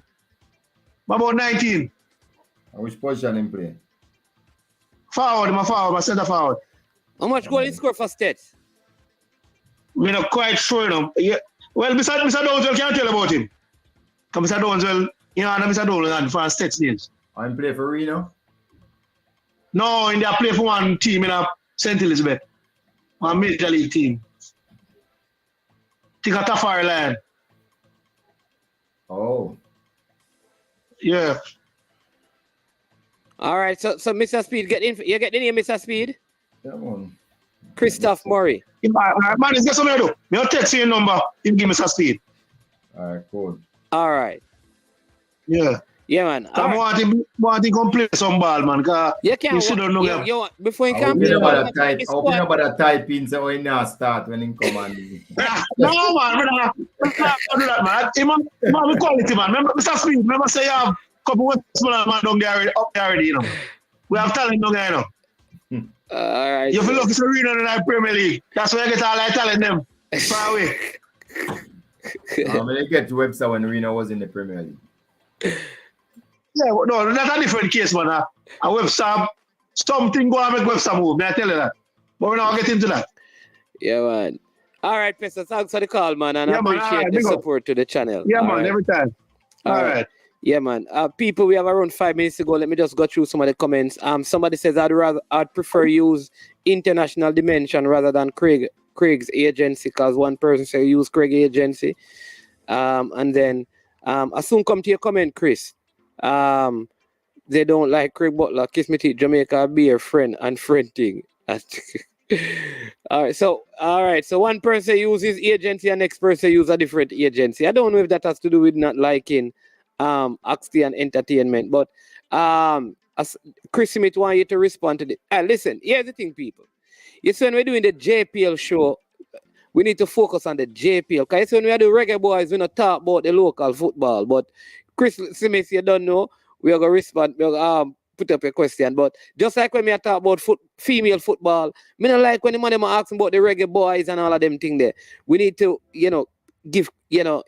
keep the discussion. But the question is, Mr. Speed, what is the way forward with the national team? Because Curacao and Suriname are recruiting players hard. So if we don't know what we are doing, we will be left behind. Oh, you're muted. You mute yourself. Chris Smith, you really are compare us with Curacao and Suriname. Come on, Chris, man. You do better than that, man. You see what Suriname did the last time? All of you guys was talking about they were going to win and qualify for World Cup. They recruit so much player. It went up in a flames. They got 4-0 from Canada, kicked out of the competition unceremoniously. So, please, don't bother compare us with Curacao and Suriname. We're in Jamaica, big team, big country. We could talk about some other country, honestly. Chris Smith, the man is saying that Suriname and Curacao is no threat to Jamaica, basically. I think that is what. Come on, Chris. If that's our reference point, we do. Yeah, management, we don't get to see Mr. Speed all the time. He said that's why I have to ask a question. All right. Sorry, boss. My apologies. Apologies, sir. There was a very good attacking midfielder from Dumby Hole named Nanko. Why he can't even smell a call up? Nanko. Yeah, he's good. That is very good. He used to play for me. Once you know, want them that good, you know. So then Nikai Christian? Yeah, Christian, yeah. Yeah, but he's coming off the bench now at Dumby Hole then. Yeah, but they want him to start now, Jamaica team. He's coming off the bench now. You know what? Last season, he had a very good season. How old is he? He's a very good player for real. No, he might probably, he might be 26, 27.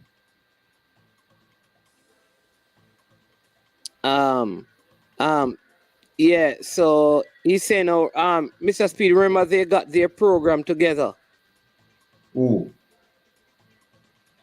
Curacao and Suriname? Yeah. Come on. Reggie, if we get to a stage, listen, let me say this to the people. You see, if we get to a stage where a team like Puerto Rico, Cayman Islands, them Curacao and them team that start beat Jamaica, might as well stop play football. Simple. Yeah, yes, caller. Good afternoon. Welcome to the show. Good afternoon. Mornings, man. Yeah, man. Well, I don't feel so well with the program still, but yeah. Just tell us your name, man. Yeah.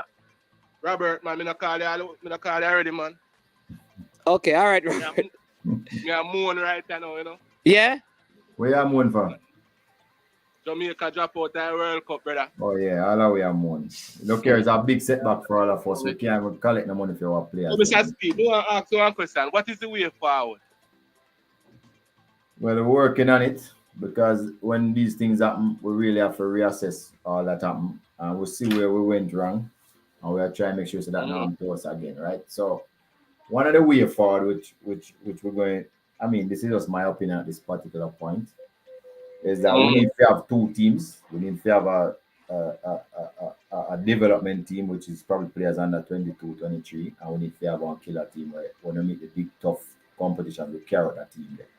So meanwhile, we're developing up. We have this team that is our best team. in a year time, we assess how much of the players from the development team can get into the best team. And if we are able to put in like, you know, the first year 5, second year 3 more, the third year 2 more, and basically that development team become half of the best team, I think we will on a way to qualify by 2026 World Cup, since it's gonna be even easier anyway. But definitely the development part, I think we didn't do a good job of it.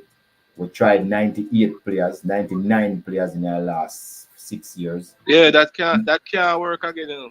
Right, when most countries just use 35. So that was a big mistake. Most countries just use 35 to 40 players for that period. So there's a lot of mistakes that we make, and we have to just look through them and solve them. But basically, that in as nutshell is what we're going to try. So what happened to the coaching system or the coaching thing I go? Well, I mean, we can't tell you because after this a three game, we not gonna have no coach. Well, we can always appoint the coach again. We can appoint a new coach. So the verdict is out. We're still looking at what our best options. But we did commit to ensure that the coach is always a Jamaican. That we did commit to try that because if you look at World Cup history, 55% of the teams that go to the World Cup, they are coached by somebody from their nationality. So, I don't remember 55, but it's more than 50%. So we thought, and no country has ever won the World Cup without having the coach of their nationality coaching the World Cup team. So based on that, we're trying to go with a Jamaican coach. But me not say Jamaican coach can do it, Mr. Speed, but right I know we don't want to make it see a mistake or make it top at all. But sir, Paul Hall is a Jamaican coach. You guys missing it. Yeah, he's a Jamaican coach. Me have a problem with Jamaican coach management, but we don't want to make it see a mistake. But look here, Carla, it's one World Cup we go down foreign coach. All the rest of World Cup and we try foreign coach and we not go. So I don't know. Me not talk about foreign coach. No man, me not talk about foreign coach. Okay. Me not talk about foreign coach and me not talk about Jamaican coach. Me talk about a good coach where we can bring players together, we can build the team. But me not talk about where him come from or who him is or what. Okay. Me just know say we not make it see a mistake. Me go to me see where Tapper come out and say Paul Hall talk to English player and him deal with local player and all and kind of stuff. I mean here with me 1 year division in a football in a brother. The player with goalkeeper when certain things happen, like when time the war between Powell and Hector and me say him never work out with it and all them because something. We don't want them the kind of coach, brother. We want coach where player respect and coach respect player, and I think about the country and the team. We can't deal with the division business in a football no more. And you're right. That must be a qualifier. Yeah. Brother, you're 100% correct because I think where we fell down was the team building. I mean, a lot of people overlook. I hear Mr. Speed. No, I'm saying you're correct. Where one of the other things that we fell down was team building. Team building is so important in winning trophies, and we fell down dramatically on it. A lot of the players too didn't even realize how important it is, and it was their obligation also to integrate all players and hug them up and kiss them up and make sure because when I was playing, my center half partner was my friend, so I know when he was going to make a mistake and I cover up for him, and him know when I'm going to make a mistake, and become a friend, he might cover up for me all the time, and it just made just like a good partnership. And it's the same thing with football, it's the same thing with everything. Your friend know your weaknesses more than anybody else's, and him can play to it. Mm-hmm. So you're correct. Exactly, man. That is what I'm afraid. That is what I don't want. That is what I don't want. We don't want to come back in the. Again, me want a man wherever he coming from. Business. You want that team. You want that team. Yeah. Not a disjointed. Put anybody. Me no want to know where I come from. Me want to know say where I come with the professionalism. When come to do one goal is to get Jamaica to the World Cup, and no no quarreling and cussing, and when player not your favorite is. If you have a discipline problem, you're supposed to can discipline that player. Yeah, man. All right, caller. Thanks again for calling and supporting the channel. Really appreciate your call. Yeah, man. And Mr. Speed, Yes, one sir. more thing, you must consider the presidency here, sir. Yeah, me I tell you the truth. No, me watch you from cassava days and me I tell you, say me respect you. And me respect what you do for the football. But you need to consider the presidency of this footballer, because right now some changes have to go on up on the head. Me I tell you. You know, you don't have to come in on it because you work with them, but me I tell you, some changes need up there, sir. Yeah, and man. Respect and keep on doing what you do here, sir. Thank you, Man boss. is fun. Yeah, man. Bless up, man. Bless up, caller. All right, thanks. We have Mr. Speed. We have 5 minutes to go before we close the show because we have been on for a while. I have 2 questions, right? Which is something that I've been saying about the club helping the players with their communication skills, especially when they're doing interviews. In your club, are you working to do that? Are there plans to do that? You know, because remember now, when some of the bigger clubs, you know, they are looking at your off the field conduct and decorum. Not some. All the big clubs, they look at how you eat. They look at what you eat. They look at how you socialize when you come to their trials. They look at how polite you are. They look at if you are on time. So when clubs have players not turning up on time and having extended absence and still play them in the local competition, you're not helping the player. You're really blighting the player future. So you're 100% correct. I try to instill some of that in my team. I mean, I still struggle with the players because they're so unprofessional. But yes, I did ask somebody to come and speak to my players. Sometime back last year, I did ask Mr. Peter Prendergast, so I would choose like some professional people to have a talk with them, and he had came by and spoke to the players. Maybe that helped me to win the title. I don't know, but it's something that I understand that these perspectives need to be explained to the players. I had asked Kadisha Shaw to come and speak to the players, but it didn't work out. She had to go back. So I'm always on the outlook for people who are willing to come and speak to the players about the decorum and how they're supposed to speak. Now, the speed training, that's a different thing. That will take, more than just a session or 2. That will definitely take, will have to be over a period of time. My players are not so bad, but they need to be better. In the past, we used to have courses with the players with I think it was Red Stripe used to do it. We haven't had the chance to do it this year again since the new JPL, but it's something that I think is important and we should work on. For you, I'm going to allow him to ask it and then you respond and then, all right. Carly, you have a JPL question, Jamaica Premier League, because this is a JPL show. Go ahead. No, I had a JPL question. If he cares to answer. Mr. Man. Speed, I don't want to put you on the spot, so if you don't want to answer, it's fine, I understand. But regarding the incident that occurred in the changing room, the local based player and the overseas based player, and apparently the coach did not do anything about it. Could not the GFF disciplinary committee step in and or somebody in the GFF step in and rectify that situation since the coach did not act? All right. And I will hang up on we never heard of that situation. We can't do something that we never heard about. We have only heard it on social media. There is no evidence. None of the players have complained officially. The coach hasn't said anything to us officially, so we can't do anything about it. All right. And I know that one of the players who said that, he did a video and categorically denied any sort of altercation with the other player. Okay, so this is all alleged. So it is and he did it on his Instagram live, so you can check that out. Unconfirmed. All right, thanks. Yeah, man. All right then, caller. Thanks.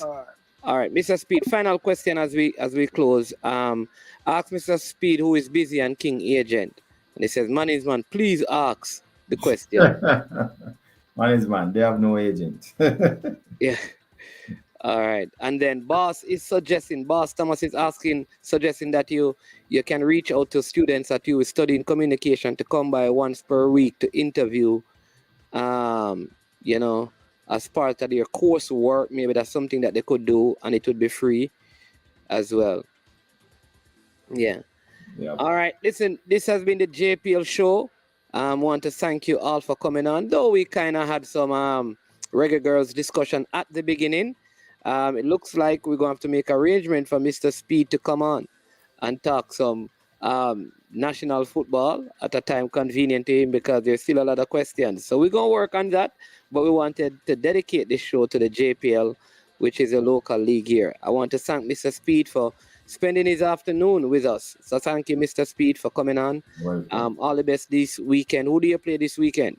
We'll play against Harborview this weekend. Should be interesting. Should be interesting. Two of the younger teams in the league. Also, Mr. Paul Christie from Dunby Holden, who joined. Thank you so much for coming on. All the best to you and your Dunby Holden team this weekend. Thanks to all the fans of the JPL, all the persons. Mr. Speed, they're asking, they have a lot of questions, all right? I just reached and ready for my question. So tell us when... Go on, Jason go on ask. And then, Let Jason ask, man. Oh, Jason is saying that you can go ahead and ask. What is your question? Listen, I mean, everybody said me ignoring. Why you people? Listen, hey, there is one way to get your question. Really, if I miss your question, here's the thing: get the question in blue, in yellow, or in red. If you do that, I don't normally miss those, right? All right, but black and white and gray, I sometimes miss. So, Michael, anytime you see I miss a question, put some color on it, and then I will see it. You know, you put color on it. You super chat it. But let me see if I can find a question, Michael, and then we'll close out. But we're going, Mr. Speed, we're going to have to bring you back on, and then we talk some national football one day this week. But Jason, go ahead with the question. Let me see if I can find Michael's question. Is this Michael, which question, like you see now, will all JPL team be in contact with our U20? Is that the question? Will all JPL team be in contact with our under 20, under 17 to keep them sharp? Yeah, well, I don't know what they all mean because but one of the things we're going to ask the JPL team to do is to play these things, yes. But you don't need an all JPL team to play these things. Every JPL team individually can beat these under 20 and under 17 national, I think. And then Mr. Speed, please can you speak on the U17 and U20 in getting them together? Yes, we identified the coach for both. So they are going through the process of putting the squads together, preliminary squad. Of course, we're going to go through all the parishes and have trials, make sure we turn over every stone.